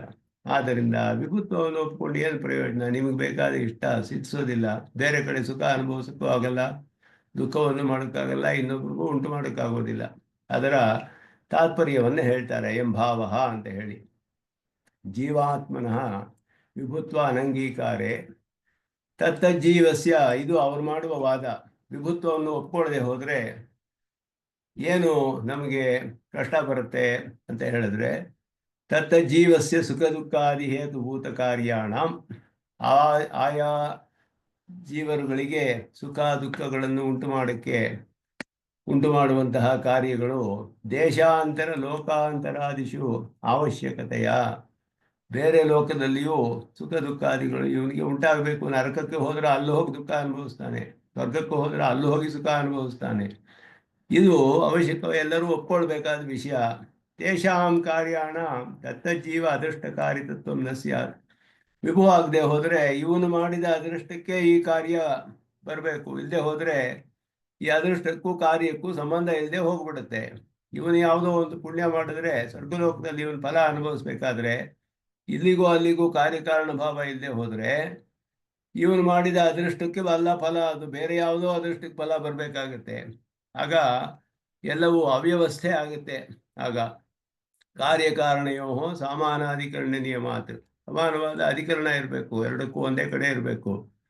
ಅದೃಷ್ಟಸ್ಯ ಆತ್ಮಗುಣತ್ವೇನ, ಅದೃಷ್ಟ ಅನ್ನೋದು ಆತ್ಮಗುಣ. ಆತ್ಮಾನಂ ಪರಿತ್ಯಜ್ಯ ಅನ್ಯತ್ರ ಗಮನ ಅಸಂಭವಾತ್. ಇದು ಗುಣವಾದ್ದರಿಂದ ಅದಕ್ಕೆ ಗಮನವಿಲ್ಲ, ಕ್ರಿಯೆ ಇಲ್ಲ. ಗುಣಕ್ಕೆ ಕ್ರಿಯೆ ಇಲ್ಲ, ಆದ್ದರಿಂದ ಬೇರೆ ಕಡೆ ಹೋಗೋಕ್ಕಾಗೋದಿಲ್ಲ. ಅದನ್ನೇನು ಒಪ್ಕೊಳ್ಬೇಕು? ಆತ್ಮನೇ ಎಲ್ಲ ಕಡೆ ಇದ್ದಾನೆ ಅಂತ ಒಪ್ಕೊಳ್ಬೇಕು. ಇದು ಅವರ ವಾದ. ಆತ್ಮನಃ ವಿಭುತ್ವೇತು ಅದೃಷ್ಟವತ್ ಆತ್ಮ ಸಂಯೋಗಸ್ಯ ಸರ್ವದೇಶೇಶು ತತ್ವ ತತ್ತತ್ ಕಾರ್ಯಂ ಭವೇತ್. ಆದ್ದರಿಂದ ಆತ್ಮನಿಗೂ ಎಲ್ಲ ಕಡೆಯೂ ಅದೃಷ್ಟವು ಸಂಬಂಧ ಇರುತ್ತೆ. ಆತ್ಮನ ಎಲ್ಲ ವಿಭು ಆಗಿದ್ರೆ ಆಗ ತನ್ನ ಕಾರ್ಯವನ್ನು ಉಂಟು ಮಾಡೋಕ್ಕೆ ಸಾಧ್ಯ. ಇಲ್ಲೇ ಹೋದರೆ ಇಲ್ಲಿ ಮಾಡಿದ ಕರ್ಮಕ್ಕೆ ಬೇರೆ ಕಡೆ ಫಲ ಕೊಡೋದಕ್ಕೆ ನೀವು ಇಲ್ಲಿಗೂ ಅಲ್ಲಿಗೂ ವ್ಯಾಪ್ತಿ ಹೇಳಕ್ಕಾಗೋದಿಲ್ಲ ಅನ್ನೋದು ಅವರ ವಾದ. ಅತಃ ಆತ್ಮನಃ ವಿಭುತ್ವಂ ಅವಶ್ಯಕಮಿತಿ ತಾರ್ಕಿಕಾ ವದಂತಿ. ಇದು ತಾರ್ಕಿಕರ ವಾದ ಇದು. ಆದ್ದರಿಂದ ಇಲ್ಲಿ ಹೇಳ್ತಾರೆ, ಅವ್ಯಾಪ್ಯ ವೃತ್ತಿ ವಿಶೇಷ ಗುಣವತ್ವಂ ಆಕಾಶ ಆತ್ಮನೋ ಸಾಧರ್ಮ್ಯಂ ಇತಿ ತೈರುಚ್ಯತೆ. ಇದೆ ಸಾಧರ್ಮ್ಯವನ್ನು ಹೇಳ್ತಾರೆ. ಅವ್ಯಾಪ್ಯ ವೃತ್ತಿ ವಿಶೇಷ ಗುಣವತ್ವಂ ಅಂತ ಹೇಳೋದು. ಎರಡಕ್ಕೂ ಅವ್ಯಾಪ್ಯ ವೃತ್ತಿಯಾದ ವಿಶೇಷ ಗುಣವಿದೆ. ಆಕಾಶಕ್ಕೆ ಶಬ್ದ, ಆತ್ಮನಿಗೆ ಅದೃಷ್ಟ, ಸುಖ ದುಃಖಗಳು ಮೊದಲಾದದ್ದೆಲ್ಲ, ಪ್ರಯತ್ನ ಎಲ್ಲವೂ ಅಷ್ಟೇ ಅವ್ಯಾಪ್ಯ ವೃತ್ತಿ. ಅವ್ಯಾಪ್ಯ ವೃತ್ತಿತ್ವ ನಾಮ ಏಕದೇಶ ಅವಚ್ಛೇದೇನ ಸತ್ವಂ, ಒಂದು ಕಡೆ ಇರುವಂತಹದ್ದು. ಆಕಾಶೇ ಶಬ್ದ ಬೇರ್ಯಾದಿ ತದ್ದದ್ದೇಶ ಅವಚ್ಛೇದೇನ ಇವ ಜಾಯತೆ. ಬೇರಿ ಮೊದಲಾದವುಗಳಲ್ಲಿ ಮಾತ್ರವೇ ಹುಟ್ಟುತ್ತೆ. ನತು ವಿಭವ ಆಕಾಶೆ ಸರ್ವದೇಶ ಅವಚ್ಛೇದೇನ. ವಿಭವು ಆಕಾಶೆ, ವಿಭು ಆದ್ದರಿಂದ ಎಲ್ಲ ಕಡೆಯೂ ಹುಟ್ಟೋದಿಲ್ಲ. ಶಬ್ದ ಒಂದೇ ಕಡೆಯೇ ಹುಟ್ಟುತ್ತೆ ಅದು. ಈ ರೀತಿಯಲ್ಲಿ ಆತ್ಮನಲ್ಲಿಯೂ ಜ್ಞಾನ ಸುಖಾಧಿಕಂ ಶರೀರ ಅವಚ್ಛೇದೇನ ಇವ ಜಾಯತೆ. ಜ್ಞಾನ ಸುಖ ದುಃಖ ಧರ್ಮ ಇದೆಲ್ಲ ಆತ್ಮಗುಣಗಳು ಏನು ಹೇಳಿದ್ರು, ಇದೆಲ್ಲ ಒಂದು ಕಡೆಯೇ ಹುಟ್ಟಬೇಕು. ಶರೀರ ಎಲ್ಲಿದೆಯೋ ಅಲ್ಲಿ. ಏವಂ ಅದೃಷ್ಟಮಪಿ ಶರೀರಾವಚ್ಛೇದೇನ ಇವ ಸುಖಾಧಿಕಂ ಜನಯೇತ್. ಅದರಿಂದ ಉಂಟಾದ ಶರೀರ ಇವನು ಕಾರ್ಯ ಮಾಡಿದ್ರೆ ಉಂಟಾಗುವ ಅದೃಷ್ಟ ಉಂಟಾಗುತ್ತೆ. ಅದೃಷ್ಟವು ಸುಖವನ್ನು ಅಲ್ಲಿಯೇ ಉಂಟು ಮಾಡಬೇಕು. ನತು ಶರೀರ ಬಹಿರ್ದೇಶ ಅವಚ್ಛೇದೇನ ಯಥಾ ಪ್ರಯತ್ನ ಸ್ವ ಅವಚ್ಛೇದಕ ಶರೀರ ಸಂಯುಕ್ತ ಏವ ಘಟಾತಿದ್ರವ್ಯೆ ಚಲನಾದಿಕ್ರಿಯಾಂ ಜನಯತಿ. ಪ್ರಯತ್ನವೂ ಹಾಗೆಯೇ. ಒಂದು ಘಟವನ್ನು ತೆಗೆದುಕೊಂಡು ಪಕ್ಕದಲ್ಲಿ ಇಡಬಹುದವನು ತನ್ನ ಪ್ರಯತ್ನದಿಂದ ಚಲನೆ ಉಂಟು ಮಾಡ್ತಾನೆ. ಆದರೆ ಇದಕ್ಕೂ ಅವನಿಗೂ ಈ ಘಟಕ್ಕೂ ನೇರವಾಗಿ ಸಂಬಂಧ ಬರಬೇಕು. ಆದರೆ ಹೊರಗಡೆ ಆಗುವುದಿಲ್ಲ ಆ ರೀತಿ. ಅದು ಶರೀರ ಸಂಯೋಗ ರಹಿತೇ ದೂರದೇಶೇ ವರ್ತಮಾನೇ ಘಟ ಆದವು. ದೂರದಲ್ಲಿರುವ ಘಟಗಳಲ್ಲಿ ಉಂಟು ಮಾಡೋಕ್ಕಾಗೋದಿಲ್ಲ ಅದನ್ನು. ಏವಂಚ ಪ್ರಯತ್ನವತ್ ಆತ್ಮಸಂಯೋಗಸ್ಯ ದೇಶಾಂತರೇ ಸತ್ವೇಪಿ ಪ್ರಯತ್ನ ಯಥಾ ಕ್ರಿಯಾಂ ನ ಜನಯತಿ. ಆತ್ಮ ಎಲ್ಲ ಕಡೆಯೂ ಇದ್ರೂ ಕೂಡ ಇಲ್ಲಿ ಆತ್ಮನಿಗೂ ಆತ್ಮ ಸಂಯೋಗ ಅನ್ನೋದು ದೇಶಾಂತರದಲ್ಲಿ ಇದ್ರೂ ಕೂಡ ತನ್ನ ಕ್ರಿಯೆಯನ್ನು ಉಂಟು ಮಾಡೋದಿಲ್ಲ. ಈಗ ನಾನು ಒಂದು ಘಟವನ್ನು ಇಲ್ಲಿ ಎತ್ತಿಟ್ರೆ ಪಕ್ಕದಲ್ಲಿ ಇಲ್ಲಿ ಎತ್ತಿಡ್ಬೋದು, ದೂರದಲ್ಲಿ ಪಕ್ಕದ ರೂಮಲ್ಲಿರೋ ಘಟನೆ ಎತ್ತಿಡಕ್ಕಾಗಲ್ಲ. ಆದರೆ ಆತ್ಮ ವಿಭು ಆದರೆ ಆತ್ಮ ಅಲ್ಲಿಯೂ ಇರಬೇಕು, ಅಲ್ಲಿಯೂ ಎತ್ತಿಡ್ಬೇಕಾಗಿ ಸಾಧ್ಯವಾಗಬೇಕಾಗಿರೋದು. ಆದರೆ ಅದು ಸಾಧ್ಯವಿಲ್ಲ. ಯಾಕೆ ಅಂದರೆ ಅದು ಎಲ್ಲಿ ಇದೆಯೋ ಅಲ್ಲಿ ಮಾತ್ರವೇ ತನ್ನ ಕ್ರಿಯೆಯನ್ನು, ತನ್ನ ನೇರವಾಗಿ ಸಂಬಂಧಿಸಿದ ಪದಾರ್ಥದಲ್ಲಿ ಮಾತ್ರವೇ ಕ್ರಿಯೆಯನ್ನು ಉಂಟು ಮಾಡುತ್ತೆ, ಹುಟ್ಟಿದ ಜಾಗದಲ್ಲಿ ಮಾತ್ರವೇ. ಆದ್ದರಿಂದ ಇಲ್ಲಿ ಕೂತಿದ್ರು ಪಕ್ಕದ ರೂಮಿನ ಘಟವನ್ನು ನಾನು ಚಲಿಸೋದಕ್ಕೆ ಸಾಧ್ಯವಾಗೋದಿಲ್ಲ. ಆತ್ಮ ವಿಭುವಾಗಿದ್ರೆ ಅಲ್ಲಿಯೂ ಇರಬೇಕಲ್ಲ, ಅಲ್ಲಿ ಉಂಟಾಗಬೇಕಾಗಿತ್ತು, ಹಾಗೆ ಆಗೋದಿಲ್ಲ. ಆದ್ದರಿಂದ ಅದೇ ರೀತಿ ಸ್ವರ್ಗದಲ್ಲೂ ಅವನು ಅನುಭವಿಸಕ್ಕಾಗೋದಿಲ್ಲ ನಿಮ್ಮ ಪ್ರಕಾರ ಅಂತ ಹೇಳ್ತಿದ್ದಾರೆ ಇಲ್ಲಿ. ಅದೃಷ್ಟವದ ಆತ್ಮ ಸಂಯೋಗಸ್ಯ ದೇಶಾಂತರೇ ಸತ್ವೇಪಿ ತತ್ತದ ಅದೃಷ್ಟಂ ಸ್ವಕಾರ್ಯಂ ಕಥಂ ಜನಯೇತಿ, ಹೇಗೆ ಉಂಟು ಮಾಡುತ್ತೆ ಬೇರೆ ಕಡೆ. ಅತಶ್ಚ ಆತ್ಮನಃ ವಿಭುತ್ವೇಪಿ ನ ಇಷ್ಟ ನಿರ್ವಾಹ. ವಿಭು ಅಂತ ಒಪ್ಕೊಂಡ್ರು ಸ್ವರ್ಗಾದಿ ಫಲಗಳನ್ನು ಅನುಭವಿಸೋದಕ್ಕೆ ಉತ್ತರ ಕೊಡೋಕ್ಕಾಗೋದಿಲ್ಲ. ನೀವು ನಿಮ್ಮ ಸಿದ್ಧಾಂತಕ್ಕೆ ವಿರೋಧ ಇದು ಅಂತ ಹೇಳ್ತಿದ್ದಾರೆ. ಅದೃಷ್ಟ ಅಚೇತನವಾಯ್ತಲ್ಲ, ಅದೃಷ್ಟಚ್ಚ ಅಚೇತನತ್ವೇನ ಸ್ವಯಂ ಫಲಜನಕತ್ವ ಅಸಂಭವ. ಅವ್ರು ಹೇಳಿದ್ರು ಎಲ್ಲ ಕಾರ್ಯಗಳಿಗೂ ಅದೃಷ್ಟ ಹೇಗೆ ಒಂದು ಕಾರಣವೋ ಈಶ್ವರನು ಒಂದು ಕಾರಣ ಅಂತ ಹೇಳ್ತಾರೆ. ಈಶ್ವರನೂ ಒಪ್ಕೊಂಡ್ರು, ಅವನು ಒಂದು ಕಾರಣ ಅಂತ ಹೇಳ್ತಾರೆ ಅದೃಷ್ಟದಂತೆ. ಅಂದರೆ ಈಶ್ವರ ಇದಾನಲ್ಲ, ಅದೃಷ್ಟಸ್ಯ ಪ್ರೇರಕತೆಯ ಪರಮಾತ್ಮನಃ ಸಾಧನಾತ್ ಕರ್ಮಾಧ್ಯಕ್ಷಸ್ಯ ಪರಮಾತ್ಮನಃ ಪ್ರಭುವ ದೇಶಾಂತರೇ ಕಾರ್ಯಂ ಭವೇತ್ ಅಂತ ಹೇಳಿದ್ರೆ ಜೀವನ ಯಾಕೆ ವಿಭು ಅಂತ ಒಪ್ಕೊಳ್ಬೇಕು? ಅವಾಗ ಜೀವ ಅಣುವಾಗಿದ್ರು ಈಶ್ವರನ್ನು ಒಪ್ಕೊಂಡು ಈ ರೀತಿ ಸಾಧಿಸ್ಬೋದಲ್ಲ. ಜೀವ ವಿಭುತ್ವ ಯಾಕೆ ಒಪ್ಕೊಳ್ತೀರಾ ಶಾಸ್ತ್ರಕ್ಕೆ ವಿರುದ್ಧವಾಗಿ ಅಂತ ಪ್ರಶ್ನೆ ಮಾಡ್ತಾರೆ. ಈಶ್ವರನೂ ಒಂದು ಕಾರಣ, ಅವನು ಕರ್ಮಾಧ್ಯಕ್ಷ, ಅವನು ಉಂಟು ಮಾಡ್ಬೋದಲ್ಲ ಅಲ್ಲಿ ಅಂತ ಹೇಳಿದ್ರೆ ಜೀವಾತ್ಮ ಯಾಕೆ ವಿಭು ಆಗಿರ್ಬೇಕು? ಅವಾಗ ಶಾಸ್ತ್ರಕ್ಕೆ ವಿರುದ್ಧವಾಗಿ ವಿಭು ಅಂತ ತರ್ಕ ಮಾಡಿ ಸಾಧಿಸ್ತೀರಲ್ಲ, ಇದ್ಯಾತಕ್ಕೆ ಬೇಕು? ಇದರಿಂದ ಎಷ್ಟೋ ವಿರೋಧಗಳು ಬರುತ್ತೆ ಅಂತ ಹೇಳ್ತಾರೆ. ಆದ್ದರಿಂದ ಹಾಗಾದರೆ ಜೀವಸ್ಯ ಅವಿಭುತ್ವೇಪಿ ಏವಂ ನಿರ್ವಾಹತೆ ಮಾಸ್ತು ಜೀವಾನ ವಿಭುತ್ವಂ. ಇದು ತರ್ಕದಿಂದ ತರ್ಕಕ್ಕೆ ಉತ್ತರ ಅಷ್ಟೇ ಹಾಕೊಡಕ್ಕೆ ಸಾಧ್ಯ, ವಿಭುವೇ ಬೇಕಾಗಿಲ್ಲ ಆಗ ಅಂತ ಹೇಳ್ಬಿಟ್ಟು. ಆದ್ದರಿಂದ ಇದೆಲ್ಲ ಕಾರ್ಯಕಾರಣ ಭಾವದಲ್ಲಿ ನಾವು ತರ್ಕ ಮಾಡಿ ಸಾಧಿಸೋಕ್ಕಾಗೋದಿಲ್ಲ. ತರ್ಕ ಪ್ರತಿಷ್ಠಾನಾದಪಿ ಅಂತ ಹೇಳಿದಾಗೆ ತರ್ಕದಿಂದ ನಾವು ಸಾಧಿಸೋಕ್ಕಾಗೋದಿಲ್ಲ ಹೇಳಿ, ಎಲ್ಲ ಪರಮಾತ್ಮನೇ ಎಲ್ಲರಿಗೂ ಎಲ್ಲಕ್ಕೂ ಅವನೇ ಕರ್ಮಾಧ್ಯಕ್ಷ, ಅವನು ಬಲ ಕೊಡ್ತಾನೆ. ಅಂತಹ ಪರಮಾತ್ಮನ ಒಪ್ಕೊಂಡು ಶಾಸ್ತ್ರ ಹೇಳಿದ ಹಾಗೆ ಜೀವಾತ್ಮನ ಅಣುತ್ವವನ್ನು ಒಪ್ಕೊಳ್ಳೋದೇ ಶಾಸ್ತ್ರಕ್ಕೆ ಅನುಗುಣವಾದ ವಿಷಯ, ಅದುವೇ ಪರಮಾರ್ಥವಾದದ್ದು. ತರ್ಕದಿಂದ ಈ ರೀತಿಯೆಲ್ಲ ಸಾಧಿಸಿದ್ರೆ ಬೇಕಾದಷ್ಟು ವಿರೋಧಗಳು ಬರುತ್ತೆ ಅನ್ನೋದನ್ನು ಈ ಶ್ಲೋಕದಲ್ಲಿ ಹೇಳ್ತಾರೆ. ಮತ್ತೆ ಮುಂದೆ ಅದೇ ವಿಷಯವನ್ನೇ ಇನ್ನೂ ಸ್ವಲ್ಪ ಅನುಪಪತ್ತಿಯನ್ನು ಹೇಳ್ತಾರೆ. ಜೀವ ವಿಭುತ್ವವಾದದಲ್ಲಿ ಬರುವಂತಹ ಒಂದು ಅನುಪಪತ್ತಿಯನ್ನು ಕೂಡ ಇಲ್ಲಿ ಮುಂದೆ ತೋರಿಸ್ತಾರೆ ಸ್ವಾಮಿ ದೇಶಿಕನು. ಸ್ವಾದೃಷ್ಟೋಪಾರ್ಜಿತತ್ವಾದ್ ವಿಭುಷು ಯದವದನ್ ನಿಗ್ರಹಾದೇಹೇ ವ್ಯವಸ್ಥಾಂ ತಚ್ಚೈವಂ ನಿರ್ನಿಮಿತ್ತಂ ತತೈಹ ನ ಕಥಿತಂ ಸರ್ವತಃ ಸರ್ವಭೋಗಃ. ಆರಾಧ್ಯೆ ವಿಶ್ವಸಾಕ್ಷಿಣಿ ಅನುಗುಣಫಲದೆ ತು ಅಸ್ತಿ ರಾಜಾದಿನೀತಿ ತತ್ಸಾಮ್ಯೇ ಭೋಗಸಾಮ್ಯಂ ನಹಿ ಭವತಿ ಯಥಾ ಕರ್ಮ ಭೋಗಪ್ರಧಾನಾತ್. ಇಲ್ಲಿಗೆ ಜೀವನ ವಿಭುತ್ವವಾದಗಳನ್ನೆಲ್ಲ ಹೇಳಿ ಹಾಕ್ತಾರೆ.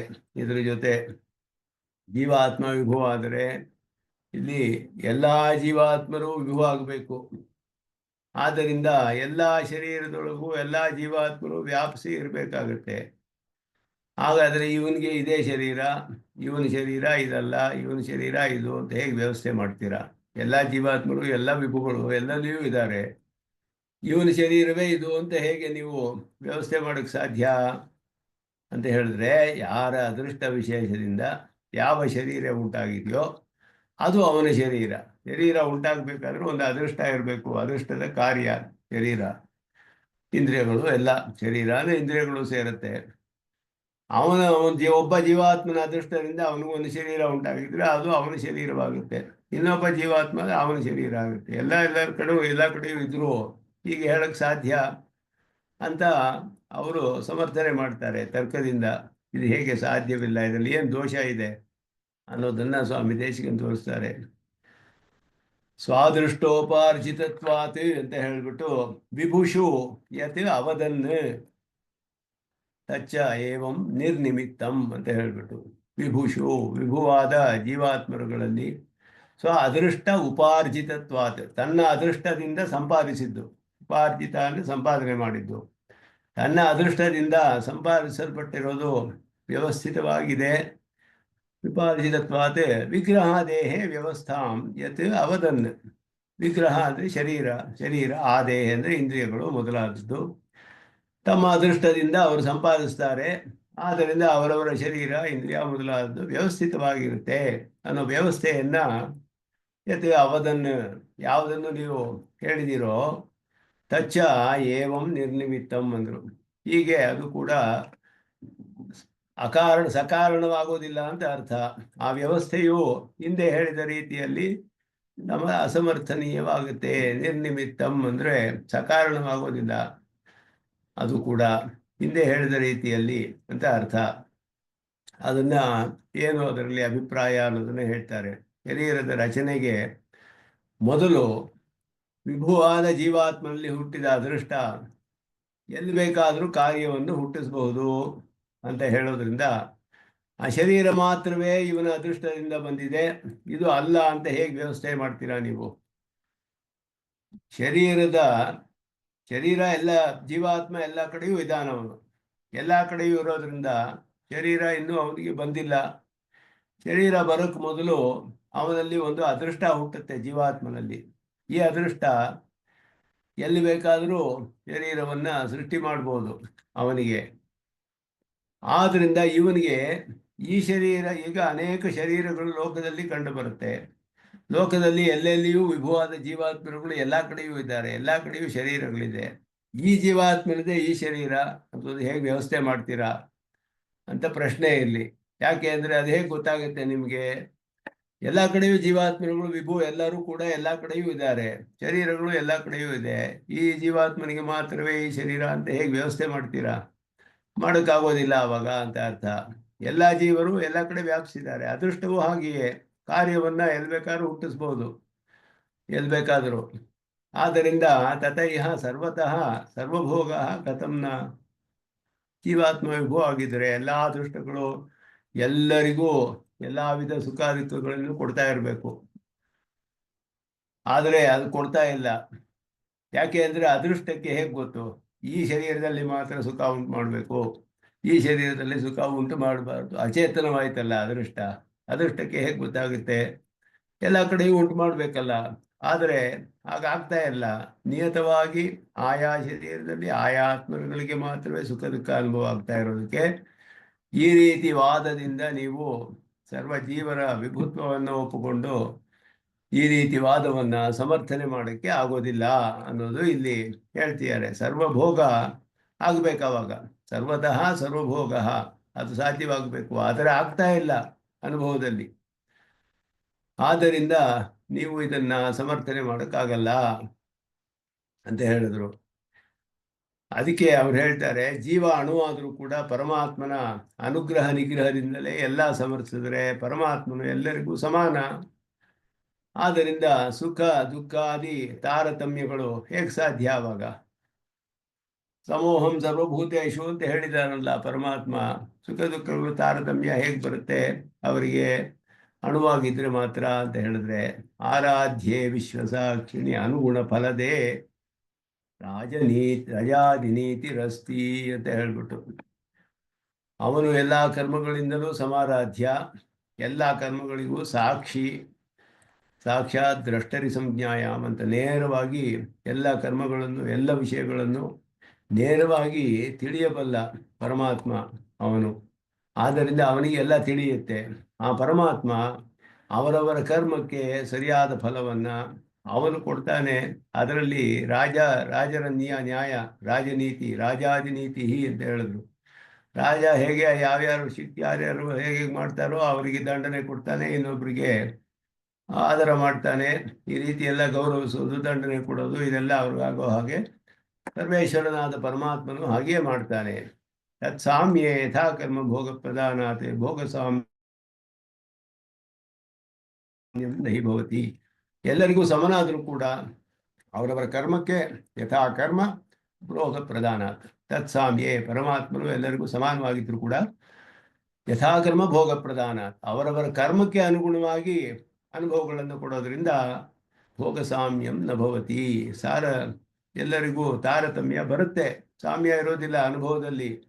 ಅವರವರ ಕರ್ಮಕ್ಕೆ ಅನುಗುಣವಾಗಿ ಬರೋದ್ರಿಂದ ಅವರು ಒಳ್ಳೆ ಕರ್ಮ ಮಾಡಿದರೆ ಅವರಿಗೆ ಸುಖ, ಇಲ್ಲದೆ ಹೋದರೆ ದುಃಖ ಬರುತ್ತೆ. ಅದರಿಂದ ಈ ತಾರತಮ್ಯ ಅನ್ನೋದ್ರಲ್ಲಿ ಯಾವ ವಿಧವಾದ ವಿರೋಧವೂ ಇಲ್ಲ ಅಂತ ಒಬ್ಬ ಹೇಗೆ ಮಹಾರಾಜ, ಒಬ್ಬ ಧರ್ಮಿಷ್ಠನಾದವನು ತನ್ನ ಪ್ರಜೆಗಳ ಹಿತಕ್ಕಾಗಿ ಎಲ್ಲರಿಗೂ ಅವರವರಿಗೆ ತಕ್ಕಂತೆ ಕರ್ತವ್ಯಗಳು, ಕರ್ತವ್ಯ ಪರಿಪಾಲನೆಗೆ ತಕ್ಕ ಫಲ, ಕರ್ತವ್ಯ ಭ್ರಷ್ಟರಿಗೆ ದಂಡನೆ, ಇದೆಲ್ಲ ಹೇಗೆ ವ್ಯವಸ್ಥೆ ಮಾಡಿದಾನೋ ಅದೇ ರೀತಿ ಇವರಿಗೂ ಕೂಡ ಕರ್ತವ್ಯ ಪಾಲಿಸಿದ್ರೆ ಒಳ್ಳೆಯ ಫಲ, ಕರ್ತವ್ಯ ಭ್ರಷ್ಟರಾದರೆ ಶಿಕ್ಷೆ ಅನುಭವಿಸ್ತಾರೆ. ಪ್ರಜೆಗಳು ಪರಸ್ಪರ ಹೊಡೆದಾಡಿದ್ರೆ ರಾಜನೇ ಮಧ್ಯವರ್ತಿಯಾಗಿ ದಂಡನೆಯನ್ನು ವಿಧಿಸ್ತಾನೆ. ರಾಜನನ್ನ ಪಕ್ಷಪಾತಿ ಅಂತನೋ ಕ್ರೂರ ಅಂತನೋ ಯಾರು ಹೇಳಲ್ಲ. ಧರ್ಮಿಷ್ಠನಾದ ರಾಜ ಅಂತ ಹೇಳಿದ್ರು, ಧರ್ಮಿಷ್ಠ ದಕ್ಷನಾದ ರಾಜ. ಇದೇ ನ್ಯಾಯ ಸರ್ವೇಶ್ವರನಾದ ಪರಮಾತ್ಮನು ಇದನ್ನ ಅನುಸರಿಸಿದ ಹಾಗೆಯೇ ಎಲ್ಲವೂ ನಡೀತಾ ಇರೋದ್ರಿಂದ ಜಗತ್ತಿನ ಯೋಗಕ್ಷೇಮ ಎಲ್ಲ ಅವನು ಪರಮಾತ್ಮ ಮಾಡೋದ್ರಿಂದ ಅವನ ವಿಚಾರದಲ್ಲಿಯೂ ನೋಡಬಹುದು.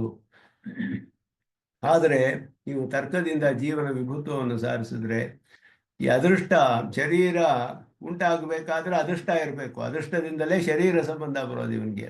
ಆಯಾ ಶರೀರ, ಒಬ್ಬನಿಗೆ ಮನುಷ್ಯ ಶರೀರ, ಒಬ್ಬನಿಗೆ ಕೀಟನ ಶರೀರ, ಒಬ್ಬನಿಗೆ ಪಕ್ಷಿ ಶರೀರ, ಪ್ರಾಣಿಗಳು, ಇದೆಲ್ಲ ಬರಬೇಕಾದ್ರೆ ಅವರವರ ಅದೃಷ್ಟಕ್ಕೆ ಅನುಗುಣವಾಗಿ ಶರೀರ ಬರುತ್ತೆ. ಅದೃಷ್ಟ ಎಲ್ಲಿ ಯಾವ ಶರೀರವನ್ನು ಯಾರಿಗೆ ಉಂಟು ಮಾಡುತ್ತೆ ಅಂತ ಹೇಗೆ ತಿಳಿಯುತ್ತೆ ನಿಮಗೆ? ಎಲ್ಲ ಕಡೆಯೂ ಜೀವಾತ್ಮ ಇದ್ದಾನೆ. ಈ ಶರೀರ ಈ ಜೀವಾತ್ಮನಿಗೆ ಇವನ ಅದೃಷ್ಟದಿಂದಲೇ ಇಲ್ಲಿಯೇ ಉಂಟಾಗಿದೆ ಅಂತ ಹೇಗೆ ವ್ಯವಸ್ಥೆ ಸಿಗುತ್ತೆ ನಿಮಗೆ? ಅದು ಸಿಗೋದಕ್ಕೆ ಅದಕ್ಕೆ ಉತ್ತರ ಹೇಳೋಕ್ಕಾಗೋದಿಲ್ಲ ನೀವು ಅಂತ ಹೇಳಿಬಿಟ್ಟು ಅದನ್ನು ಹೇಳ್ತಾರೆ. ನಮ್ಮ ಸಿದ್ಧಾಂತದಲ್ಲಿ ಆ ರೀತಿ ವಿರೋಧವಿಲ್ಲ, ಶಾಸ್ತ್ರಕ್ಕೆ ಅನುಗುಣವಾಗಿ ನಾವು ಒಪ್ಕೊಂಡಿದ್ದೀವಿ ಆದ್ದರಿಂದ ಅಂತ ಹೇಳಿಬಿಟ್ಟು ಅದರಿಂದ ಅದನ್ನೇ ಇಲ್ಲಿ ವಿಸ್ತಾರವಾಗಿ ವಿವರಿಸ್ತಾರೆ. ದೃಷ್ಟ ಸ್ವಾದೃಷ್ಟೋಪಾರ್ಜಿತತ್ವಾತ್ ತತ್ತಜ್ಜೀವ ಅದೃಷ್ಟ ಸಂಪಾದಿತತ್ವಾತ್ ಶರೀರ ಆದೇಹೆ ಆದಿನ ಇಂದ್ರಿಯಾದಿಗ್ರಹಣಂ ವ್ಯವಸ್ಥಾಂ ಪ್ರತಿನಿಯತತಾಂ ಅವದನ್ ಇತಿ ಯತ್ ತದಪಿ ಉಕ್ತ ಪ್ರಕಾರೇಣ ಆತ್ಮನಃ ವಿಭುತ್ವೇಪಿ ಅದೃಷ್ಟಸ್ಯ ಶರೀರ ಬಹಿರ್ದೇಶ ಅವಚ್ಛೇದನ ಕಾರ್ಯಕಾರಿತ್ವೇ ನಿರ್ನಿಮಿತ್ತಂ ಯುಕ್ತಿರಹಿತಂ ಅಸಮರ್ಥನೀಯಂ. ಹೊರಗಡೆ ಉಂಟು ಮಾಡೋಕ್ಕಾಗಲ್ಲ, ಶರೀರದ ಒಳಗಡೆನೇ ಉಂಟು ಮಾಡಬೇಕು. ಶರೀರವೇ ಅದರಿಂದ ಬರುತ್ತೆ, ಹೇಗೆ ಉಂಟು ಎಲ್ಲಿ ಅಂತ ಹೇಗೆ ತಿಳಿಯುತ್ತೆ ಅದೃಷ್ಟಕ್ಕೆ ಎಲ್ಲಿ ಮಾಡಬೇಕು ಅಂತ? ತಸ್ಮಾತ್ ಕಾರಣಾತ್ ಅಸ್ಮಿನ್ ಲೋಕೆ ಸರ್ವದೇಶಾವಚ್ಛೇದೇನ ಸರ್ವೇಷಾಂ ದುಃಖ ದುಃಖಾದಿ ಅನುಭವಸಂಗಃ ಕಥಂ ನ ಭವೇದೇವ ಅಂತ ಅರ್ಥ. ಎಲ್ಲ ಕಡೆಯೂ ಆಗಲೇಬೇಕು. ಅವಾಗ ಯಾರಿಗೆ ಎಲ್ಲಿ ಉಂಟಾಗುತ್ತೆ ಅನ್ನೋದು ಇವನಿಗೆ ಅಂತ ವ್ಯವಸ್ಥೆ ಬರೋದಿಲ್ಲ ನಿಮಗೆ. ಈ ಜೀವಾತ್ಮನಿಗೆ ಇದೇ ಶರೀರ ಇಲ್ಲಿಯೇ ಈ ಅದೃಷ್ಟದಿಂದ ಉಂಟಾಗಿದೆ ಹೇಳೋಕ್ಕಾಗೋದಿಲ್ಲ, ಎಲ್ಲ ವಿಭುಗಳು. ಆದ್ದರಿಂದ ಅದನ್ನ ಇಲ್ಲಿ ಹೇಳ್ತಿದ್ದಾರೆ. ಸರ್ವೇಷಾಂ ಜೀವಾತ್ಮ ಸರ್ವತ್ರ ವರ್ತಮಾನತ್ವೇ ಸರ್ವಶರೀರ ಸಂಬಂಧ ಸರ್ವೇಷಾಂ ಅವರ್ಜನೀಯ. ಎಲ್ಲರಿಗೂ ಎಲ್ಲರ ಸಂಬಂಧವೂ ಇದ್ದೇ ಇರುತ್ತೆ. ಹೀಗಿದ್ರೆ ಸರ್ವಶರೀರ ಅವಚ್ಛೇದೇನ ಜಾಯಮಾನಾನಾಂ ಸುಖ ದುಃಖಾದೀನಾಂ ಸರ್ವೇರಪಿ ಅನುಭವ ಪ್ರಸಂಗಃ ಇತಿ ಆಪಾದಾನೆ ತಸ್ಯ ಏವಂ ಸಮಾಧಾನಂ ವದಂತಿ. ಅದಕ್ಕೆ ಹೀಗೆ ಸಮಾಧಾನ ಹೇಳ್ತಾರೆ. ಶರೀರ ರಚನಾಯಾ ಮೂಲಂ ತತ್ತ ಪುಣ್ಯ ಪಾಪಾದಿಕಂ. ಇದು ಅವರು ಕೊಡುವ ಉತ್ತರ. ಎಲ್ಲ ಶರೀರವು ಎಲ್ಲ ಕಡೆಯೂ ಎಲ್ಲ ಶರೀರದಿಂದಲೂ ಎಲ್ಲರಿಗೂ ಸುಖ ದುಃಖ ಉಂಟಾಗಬೇಕು ಅಂದರೆ ಇಲ್ಲ. ಆಯಾ ಶರೀರಗಳು ಅವರವರ ಪುಣ್ಯ ಪಾಪಕ್ಕೆ ಅನುಗುಣವಾಗಿಯೇ ಹುಟ್ಟುತ್ತೆ. ಯಸ್ಯ ಜೀವಸ್ಯ ಪುಣ್ಯೇನ ಪಾಪೇನ ವಾ ಯತ್ ಶರೀರಂ ನಿಷ್ಪನ್ನಂ ತತ್ತಚ್ಛರೀರ ಅವಚ್ಛೇದೇನ ಜಾಯಮಾನಂ ಸುಖ ದುಃಖಾದಿಕಂ ತೇನೈವ ಅನುಭೂಯೇತ ನತು ಅನ್ಯೇನ. ಯಾರ ಪುಣ್ಯದಿಂದ ಯಾರಿಗೆ ಯಾವ ಶರೀರ ಬರುತ್ತೋ ಅವನು ಅದನ್ನು ಅನುಭವಿಸ್ತಾನೆ. ತಚ್ಚರೀರಸ್ಯ ಅನ್ಯಕರ್ಮಣ ಅನಿಷ್ಪನ್ನತ್ವ. ಅವನಿಗೆ ಬೇರೆಯವರ ಕರ್ಮದಿಂದ ಉಂಟಾಗಿಲ್ಲ, ತನ್ನ ಕರ್ಮದಿಂದ ಉಂಟಾಗಿದೆ ತನ್ನ ಶರೀರ. ಆದ್ದರಿಂದ ಅವನು ಅನುಭವಿಸ್ತಾನೆ. ಇದರಲ್ಲಿ ಏನು ವಿರೋಧ ಅಂತ ಕೇಳ್ತಾರೆ. ಆದರೆ ಪರಂತು ಅದೃಷ್ಟಸ್ಯ ತತ್ತಚ್ಛರೀರಾವಚ್ಛೇದೇನೈವ ಕಾರ್ಯಕಾರಿತ್ವೇ ಸತ್ಯೇವ ಇಯಂ ವ್ಯವಸ್ಥಾ ವರ್ಣಯಿತುಂ ಶಕ್ಯ. ಅದೃಷ್ಟವು ಆ ಶರೀರ ಅವಚ್ಛೇದಕವಾಗಿ ಕಾರ್ಯ ಮಾಡಿದ್ರೆ ಮಾತ್ರವೇ ಹೇಳಕ್ ಸಾಧ್ಯ. ಆದರೆ ಯದಿ ಚ ಪೂರ್ವೋಕ್ತ ರೀತ್ಯ ದೇಶಾಂತರಾದವಪಿ ಅದೃಷ್ಟಂ ಕಾರ್ಯಕಾರಿ ಸ್ಯಾತ್ ಇತರ ಶರೀರಾವಚ್ಛೇದೇನಾಪಿ ಸುಖ ದುಃಖಾದಿ ಅನುಭವಜನಕಂ ಸ್ಯಾತ್. ನೀವು ಹೇಳಿದ್ರಲ್ಲ ವಿಭೋ, ಅದರಿಂದ ಬೇರೆ ಕಡೆಯೂ ಸುಖ ದುಃಖಗಳು ಉಂಟು ಮಾಡಬಹುದು ಅಂತ ಹೇಳಿದ್ರೆ ಇನ್ನೊಂದು ಶರೀರದಲ್ಲಿ ಯಾಕೆ ಉಂಟು ಮಾಡಬಾರ್ದು ಅನ್ನುವ ಪ್ರಶ್ನೆ ಬರುತ್ತೆ. ಎಲ್ಲ ಶರೀರದಲ್ಲೂ ಉಂಟು ಮಾಡ್ಬೋದಲ್ಲ. ಆಗ ನಚ ಇತರ ಶರೀರಸ್ಯ ಏತದೀಯ ಅದೃಷ್ಟ ನಿರ್ಮಿತತ್ವ ಅಭಾವೇನ ತದವಚ್ಛೇದೇನ ಸುಖಾನುಭವಂ ಅಸಂಭವ ಇತಿ ವಾಚ್ಯಂ. ಅದೃಷ್ಟಸ್ಯ ಅಚೇತನತ್ವೇನ ಸ್ವಪರ ವಿಭಾಗ ಅಜ್ಞಾನ ವಿಭಾಗ ಜ್ಞಾನ ಅಭಾವೇನ. ಇಲ್ಲ ಆ ಶರೀರ ಅಲ್ಲಿ ಇವನ ಕರ್ಮ ಆ ಶರೀರದಲ್ಲಿ ಸುಖ ಉಂಟು ಮಾಡಲ್ಲ ಅಂದರೆ ಅದೃಷ್ಟಕ್ಕೆ ಹೇಗೆ ಗೊತ್ತು ಇದು ಇವನ ಶರೀರ ಅದು ಅವನ ಶರೀರ ಅಂತ ಹೇಳಿ? ಎಲ್ಲರೂ ಎಲ್ಲ ಕಡೆಯೂ ಇದ್ದಾರಲ್ಲ, ಅಚೇತನವಾಯ್ತಲ್ಲ. ಅದಕ್ಕೆ ಇಲ್ಲಿ ಉದಾಹರಣೆ ಕೊಡ್ತಾರೆ ಇವರು. ವನ್ಯಾಧಿಕಂ ಯಥಾ ಏನ ಉತ್ಪಾದಿತಮಪಿ ತತ್ ಹಸ್ತಂ ದಹತಿ. ಯಾವ ಕೈಯಿಂದ ಅಗ್ನಿಯನ್ನು ಉತ್ಪತ್ತಿ ಮಾಡ್ತೀವೋ ಅದೇ ಕೈಯನ್ನು ಸುಡುತ್ತೆ ಬೇಕಾದ್ರೆ. ವನ್ಹಿ ಬೆಂಕಿ. ಅದಕ್ಕೆ ಹೇಗೆ ಗೊತ್ತು ಈ ಕೈಯನ್ನು ಉತ್ಪಾದನೆ ಮಾಡಿರೋದು ಇನ್ನು ಸುಡಬಾರ್ದು ಅಂತ ಗೊತ್ತೇ ಅದಕ್ಕೆ ಗೊತ್ತಾಗೋದಿಲ್ವಲ್ಲ. ಹಾಗೆ ಅಚೇತನವಾಯ್ತದು. ತಥೈವ ಅವಿಶೇಷೇಣ ಸರ್ವಾನ್ ಪ್ರತ್ಯಪಿ ಕಾರ್ಯಕಾರಿತ್ವ ಅವರ್ಜನೀಯಂ. ಅದರ ಕಾರ್ಯಕಾರಿತ್ವ ಎಲ್ಲ ಕಡೆಯೂ ಎಲ್ಲ ಶರೀರಗಳು ಉಂಟಾಗಬೇಕು. ಅದಕ್ಕೆ ಇದು ಇವನ ಶರೀರವೇ, ಇಲ್ಲಿ ಮಾತ್ರವೇ ನಾವು ಉಂಟು ಮಾಡಬೇಕು ಹೇಗೆ ಗೊತ್ತಾಗುತ್ತೆ ಅದಕ್ಕೆ? ನಚ ಹೀಗೆ ಹೇಳಕ್ಕಾಗಲ್ಲ ನೀವು. ಅದೃಷ್ಟಚ್ಚ ಅಚೇತನತ್ವೇಪಿ ಕಾರ್ಯಕಾರಣ ಭಾವಸ್ಯ ಪ್ರತಿನಿಯತತ್ವಂ ದೃಶ್ಯತೆ. ಯಥಾ ಏತತ್ಪಟ ಹೇತುಭಿಃ ತಂತುಭಿಃ ಏತತ್ಪಟ ಏವ ಜಾಯತೆ ಅಥವಾ ಅನ್ಯಃ ಪಟಃ. ಎಲ್ಲ ಕಡೆ ಅದು ಅಚೇತನವಾಗಿದ್ರೂ ಕಾರ್ಯಕಾರಣ ಭಾವ ಇರೋದು ಕಂಡು ಬರುತ್ತೆ ಲೋಕದಲ್ಲಿ. ಯಾಕೆ ಅಂದರೆ ಒಂದು ದಾರದ ಉಂಡೆ ಇಟ್ಕೊಂಡು ಒಂದು ಬಟ್ಟೆನೇ ಇದ್ರೆ ಈ ದಾರದ ಉಂಡೆಯಿಂದ ಆ ಬಟ್ಟೆಯೇ ಉಂಟಾಗುತ್ತೆ ಹೊರತು ಇನ್ನೊಂದು ಬಟ್ಟೆ ಉಂಟಾಗೋದಿಲ್ಲ. ಇದರಿಂದೇನು ತಿಳಿಯುತ್ತೆ ಅಂದರೆ ಕಾರ್ಯಕಾರಣ ಭಾವ ಇದೆ ಅಂತ ತಿಳಿಯುತ್ತೆ ನಮಗೆ. ನಿಯತವಾಗಿದೆ ಕಾರ್ಯಕಾರಣ ಭಾವ ಲೋಕದಲ್ಲಿ. ಅದೇ ರೀತಿ ಏವಂ ಅತ್ರಾಪಿ ಪ್ರತಿ ಏತದೀಯ ಅದೃಷ್ಟಕಾರಿತಂ ಶರೀರಮೇವ ಏತದೀಯ ಸುಖ ದುಃಖಾದಿ ಹೇತು ಸ್ಯಾದಿತಿ ನವಾಚ್ಯಂ ಅಂತ ನಚ ಅಂತ ಆರಂಭಿಸಿದ್ರು ಮೊದಲೇ. ನೀವು ಹೇಗೆ ಹೇಳಕ್ಕಾಗೋದಿಲ್ಲ ಅಂತ. ಯಾಕೆ ಅಂತ ಹೇಳಿದ್ರೆ ದೇಶಾಂತರೇ ಶತ್ರುಮಿತ್ರಾದಿ ನಿರ್ಮಾಣಸ್ಯ ಏತದೀಯ ಅದೃಷ್ಟ ಜನಿತತ್ವ ಅಂಗೀಕಾರಾತ್ ಅಂತತಃ ತಚ್ಛತ್ರು ಮಿತ್ರಾದಿ ಶರೀರಂ ಪ್ರತಿ ಏತದೀಯ ಅದೃಷ್ಟಸ್ಯಾಪಿ ಕಾರಣತ್ವೇನ ತದವಚ್ಛೇದೇನ ಸುಖ ದುಃಖಾದೀನಾಂ ಅನುಭವಸ್ಯ ವಾರಯಿತು ಅಶಕ್ಯತ್ವಾತ್. ಅವರು ಏನು ಒಪ್ಕೊಂಡಿದ್ದಾರೆ ಅಂತ ಹೇಳಿದ್ರೆ ದೇಶಾಂತರಲ್ಲಿ ಶತ್ರು ಮಿತ್ರಾದಿಗಳು ನಿರ್ಮಾಣ ಉಂಟಾಗೋದಕ್ಕೆ ಇವನ ಒಂದು ಅದೃಷ್ಟದಿಂದ ಉಂಟಾಗುತ್ತೆ ಅಂತ ಹೇಳಿದ್ರು. ಯಾಕೆ ಅಂದರೆ ಇನ್ನೊಂದು ಸ್ವರ್ಗದಲ್ಲಿ ಇವನಿಗೆ ಫಲ ಬರಬೇಕಾದ್ರೆ ಸುಖ ಇವನ ಅದೃಷ್ಟದಿಂದಲೇ ಬರಬೇಕು ಆ ಫಲ, ಬೇರೆ ಒಂದು ಅದೃಷ್ಟದಿಂದ ಬರೋಕ್ಕಾಗೋದಿಲ್ಲ. ಈಗ ಲೋಕದಲ್ಲಿ ಒಂದು ಇದು ತೋರಿಸಿದ್ರೆ ಉದಾಹರಣೆ, ಒಂದು ದಾರ ನಮ್ಮ ಕಣ್ಣಿದ್ರೆ ಕಂಡು ಬರುತ್ತೆ. ಈ ದಾರದಿಂದ ಒಂದು ಬಟ್ಟೆ ಮಾಡಿದ್ರೆ ಈ ದಾರದಿಂದಲೇ ಈ ಬಟ್ಟೆ ಆಗಿದೆಯೋ ಹೊರತು ಬೇರೆ ಬಟ್ಟೆ ಆಗೋದಿಲ್ಲ. ಈ ದಾರಕ್ಕೂ ಬಟ್ಟೆಗೂ ಒಂದು ನಿಯತ ಸಂಬಂಧ ಗೊತ್ತಾಗೋ ಹಾಗೆ ಇವನ ಅದೃಷ್ಟ ಈ ಶರೀರದಲ್ಲಿ ಉಂಟಾಗುತ್ತೆ ಅಂದರೆ ಈ ಅದೃಷ್ಟ ಸ್ವರ್ಗದಲ್ಲಿಯೂ ಉಂಟಾಗುತ್ತೆ ಅಂತ ಒಪ್ಕೊಂಡಿದ್ದೀರಲ್ಲ ನೀವು. ಅದಕ್ಕೆ ಉತ್ತರ ಕೊಡ್ತೀರಾ ಅಂತ ಕೇಳ್ತೀವಿ. ಅದು ಹೇಗೆ ಹೇಳ್ತೀರಾ ನೀವು? ಆಗ ಈ ದಾರದಿಂದ ಇನ್ನೊಂದು ಬಟ್ಟೆಯೂ ಉಂಟಾಗಬೇಕು. ಅದರ ಪ್ರಕಾರ ನೋಡಿದ್ರೆ ಆಗ ಆಗೋದಿಲ್ಲ. ಈ ದಾರ ಈ ಬಟ್ಟೆಯನ್ನೇ ಉಂಟು ಮಾಡುತ್ತೆ. ಇವನ ಅದೃಷ್ಟ ಇಲ್ಲಿಯೇ ಕೊಡ್ಬೇಕೆ ಹೊರತು ದೇಶಾಂತರದಲ್ಲೂ ಕೊಡೋಕ್ಕಾಗೋದಿಲ್ಲ. ವಿಭು ಆಗಿದ್ರು ಕೂಡ ಕೊಟ್ರೆ ಆವಾಗ ಈ ವ್ಯವಸ್ಥೆ ಹೋಗ್ಬಿಡುತ್ತೆ. ಇದಕ್ಕೂ ಅದಕ್ಕೂ ಉದಾಹರಣೆಗೆ ದೃಷ್ಟಾಂತ ದಾಷ್ಟಾಂತಿಕ ಸರಿ ಹೊಂದೋದಿಲ್ಲ ಅದರಲ್ಲಿ. ಆದ್ದರಿಂದ ಬೇರೆ ಕಡೆ ನೀವು ಸುಖ ದುಃಖಗಳನ್ನು ಅನುಭವಿಸೋದು ಹೇಳೋದಕ್ಕೆ ಆಗೋದಿಲ್ಲ, ಈ ನ್ಯಾಯದಿಂದ ಹೇಳೋಕ್ಕಾಗೋದಿಲ್ಲ ಅಂತ ಹೇಳ್ಬಿಟ್ಟು ಆತ್ಮನಃ ವಿಭುತ್ವೇ ಭೋಗ ಸಾಂಕರ್ಯ ಪ್ರಸಂಗ ಅತಃ ಆತ್ಮಾನಃ ನ ವಿಭವ. ಭೋಗ ಸಾಂಕರ್ಯ ಅನ್ನುವ ಪ್ರಸಂಗ ಬರೋದ್ರಿಂದ ಆತ್ಮರುಗಳು ವಿಭುಗಳಲ್ಲ ಅನ್ನೋದು ಸ್ಪಷ್ಟವಾಗಿ ನಾವು ತರ್ಕದಿಂದಲೇ, ಇದೆಲ್ಲ ತರ್ಕದಿಂದ ಇರೋದು, ತರ್ಕದಿಂದಲೇ ಸಾಧಿಸ್ತಾರೆ. ನಾವು ಪರಮಾತ್ಮನ ಒಪ್ಕೊಳ್ಳೋದ್ರಿಂದ ನಮಗೆ ಯಾವ ಒಂದು ಪ್ರಾಬ್ಲಮು ಇಲ್ಲ, ಕಷ್ಟವೇ ಇಲ್ಲ ಇದೆಲ್ಲ ಹೇಳೋದಕ್ಕೆ.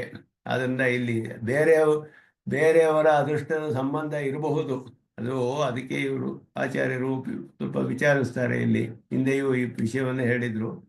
ಶ್ರೀಭಾಷ್ಯಕಾರೇರೇವ ಶಾಸ್ತ್ರಯೋನಿತ್ವಾಧಿಕರಣೇ, ಮೂರನೇ ಅಧಿಕರಣದಲ್ಲಿ ಭಾಷ್ಯಕಾರರು ಹೇಳಿದ್ದಾರೆ, ಏಕಸ್ಯ ಜೀವಸ್ಯ ಶರೀರಂ ನ ಕೇವಲಂ ತದೀಯ ಅದೃಷ್ಟ ನಿರ್ಮಿತಂ. ಅವರ ಅದೃಷ್ಟದಿಂದ ಮಾತ್ರ ಅಲ್ಲ ಇವರಿಗೆ ಶರೀರ ಬಂದಿರೋದು, ತದೀಯ ಭಾರ್ಯ ಪುತ್ರಾದೀನಾಮಪಿ ತಜ್ಜೀವನ ಅಧೀನ ಸುಖ ದುಃಖಾದಿಮತ್ವಾತ್ ಪರಸ್ಪರಂ ಯೇಷಾಂ ಸರ್ವೇಷಾಮಪಿ ಅದೃಷ್ಟಂ ಪರಸ್ಪರ ಸಹಕಾರಿ ಭವತಿ ಇತಿ ಅಭಿಹಿತಂ. ಸಹಕಾರಿ ಆಗುತ್ತೆ. ಎಲ್ಲ ಅವರವರ ಅದೃಷ್ಟಗಳೆಲ್ಲ ಅವರವರು ಇದ್ರ ಪ್ರಕಾರ ಎಲ್ಲಿಯೋ ಯಾರೋ ಹುಟ್ಟೋದಿಲ್ಲ. ಅವರವರ ಪರಿಸರದಲ್ಲಿರೋರು, ಬಂಧುಗಳು, ಬಾಂಧವರು, ಮಿತ್ರರು, ಶತ್ರುಗಳು ಎಲ್ಲ ಅವರವ್ರಿಗೆ ಎಲ್ಲರಿಗೂ ಅವರು ಸಂಬಂಧಿಸಿದಂತೆಯೇ ಕೆಲಸಗಳೆಲ್ಲ ನಡೆಯುತ್ತೆ. ಇವನೊಬ್ಬನ ಅದೃಷ್ಟ ಮಾತ್ರ ಅಲ್ಲ, ಇವನಿಗೆ ಈ ಶರೀರದಲ್ಲಿ ಇಲ್ಲಿಯೇ ಹುಟ್ಟಬೇಕು, ಈ ಮಾತಾಪಿತೃಗಳಲ್ಲಿ ಅಂದರೆ ಬೇರೆಯವರ ಒಂದು ಅದೃಷ್ಟದಲ್ಲೂ ಒಂದು ಸಹಕಾರಿತ್ವ ಇರುತ್ತೆ. ಅದಕ್ಕೆ ಅದೆಲ್ಲ ಪರಮಾತ್ಮ ಮಾಡುವಂತಹ ಒಂದು ವ್ಯವಸ್ಥೆ. ಅವರಿಗೆ ಆ ಫಲವನ್ನು ಅವರ ಕರ್ಮಕ್ಕೆ ಈ ಸುಖ ಈ ದುಃಖ ಹಿಂಗೆ ಬರಬೇಕು ಅಂದರೆ ಇದರ ಮೂಲಕವೇ ಬರಬೇಕು. ಆ ಸುಖ ದುಃಖ ಅಂದರೆ ಅದರ ಮೂಲಕ ಬರುವಂತಹ ಆ ಮೂಲಕವಾದ ಕರ್ಮಗಳನ್ನು ಯಾರು ಮಾಡಿದರೂ ಅವರ ಸಂಬಂಧ ಉಂಟು ಮಾಡ್ತಾನೆ ಅವನು. ಹಾಗೆ ಉಂಟು ಮಾಡಿ ಇನ್ನೊಬ್ಬರು ಈ ರೀತಿ ಸಹಕಾರಿತ್ವ ಅದಕ್ಕೆ ಅಂದ. ಇಲ್ಲಿ ಜ್ಯೋತಿಷಿಗಳೆಲ್ಲ ಹೇಳ್ತಾರೆ, ಭಾರ್ಯಾಯ ಮಾಂಗಲ್ಯ ಯೋಗಾದಿಕಂ ಪುತ್ರಸ್ಯ ಕರ್ಮದಶಾದಿ ಯೋಗಂ ಯಾ ಪರೀಕ್ಷಾ ಏವ ಯಜಮಾನಸ್ಯ ಆಯುರಾದಿಕಂ ನಿಶ್ಚಿನ್ವಂತಿ. ಎಲ್ಲ ಜ್ಯೋತಿಷದಲ್ಲಿ ಹೇಳುವಂಥದ್ದು. ಸಿದ್ಧಾಂತದಲ್ಲಿಯೂ ಕೂಡ ಅನ್ಯದೀಯಮದೃಷ್ಟಂ ಅನ್ಯಸ್ಯ ಶರೀರಚನಾದವು ನಿಮಿತ್ತಂ ಭವತಿ ಇತಿ ಅಂಗೀಕಾರಾತ್ ಸರ್ವೇಷಾಂ ಸರ್ವೋಗ ಪ್ರಸಂಗ ಅನಿವಾರ್ಯ ಅಂತ ಹೇಳಿದ್ರೆ ಹಾಗೆಲ್ಲ ಇದಕ್ಕೆಲ್ಲ ವ್ಯವಸ್ಥೆ ಇದೆ. ಆರಾಧ್ಯೆ ಸರ್ವೈರಪಿ ಕರ್ಮಭಿಃ ಆರಾಧ್ಯಮಾನೆ ವಿಶ್ವಸಾಕ್ಷಿಣಿ ಜಗತ್ ಸರ್ವಮಪಿ ಸಾಕ್ಷಾತ್ ದ್ರಷ್ಟರಿ ಅನುಗುಣಫಲದೆ ತತ್ತತ್ಕರ್ಮ ಅನುಗುಣಫಲದಾತರಿ ಸತಿ ಪರಮಾತ್ಮನಿ ಇತಿ ವಿಶೇಷಮಧ್ಯಾಹಾರ್ಯಂ. ಪರಮಾತ್ಮನಿ ಉಕ್ತವಿಶೇಷಣ ವಿಶಿಷ್ಟೇ ಸತಿ ವಿಶ್ವಸಾಕ್ಷಿಣಿ ಇತಿ ವಿಶೇಷ್ಯಂ ತಾದೃಶೇ ವರ್ತಮಾನೆ ರಾಜಾದಿನೀತಿ ಅಸ್ತಿ. ರಾಜರ ನೀತಿಯು ಇದೆ. ಅವರಿಗೆ ಯಾವ ಯಾವ ಒಂದು ಫಲವನ್ನು ಕೊಡಬೇಕೋ ಅದಕ್ಕೆ ಅನುಗುಣವಾದ ಪರಿಸರಗಳನ್ನು ಅದರ ಸಂಬಂಧಿಸಿದವರನ್ನು ಎಲ್ಲ ಅವನು ಒಟ್ಟಿಗೆ ಸೇರೋ ಹಾಗೆ ಮಾಡ್ತಾನೆ. ಅದರಿಂದ ಇವನಿಗೆ ಆ ಫಲ ಬರುತ್ತೆ. ಆ ಫಲ ಬರೋದಕ್ಕೆ ಇದೆಲ್ಲ ಕಾರಣಗಳಾಗುತ್ತೆ, ಸಹಕಾರಿ ಕಾರಣಗಳು.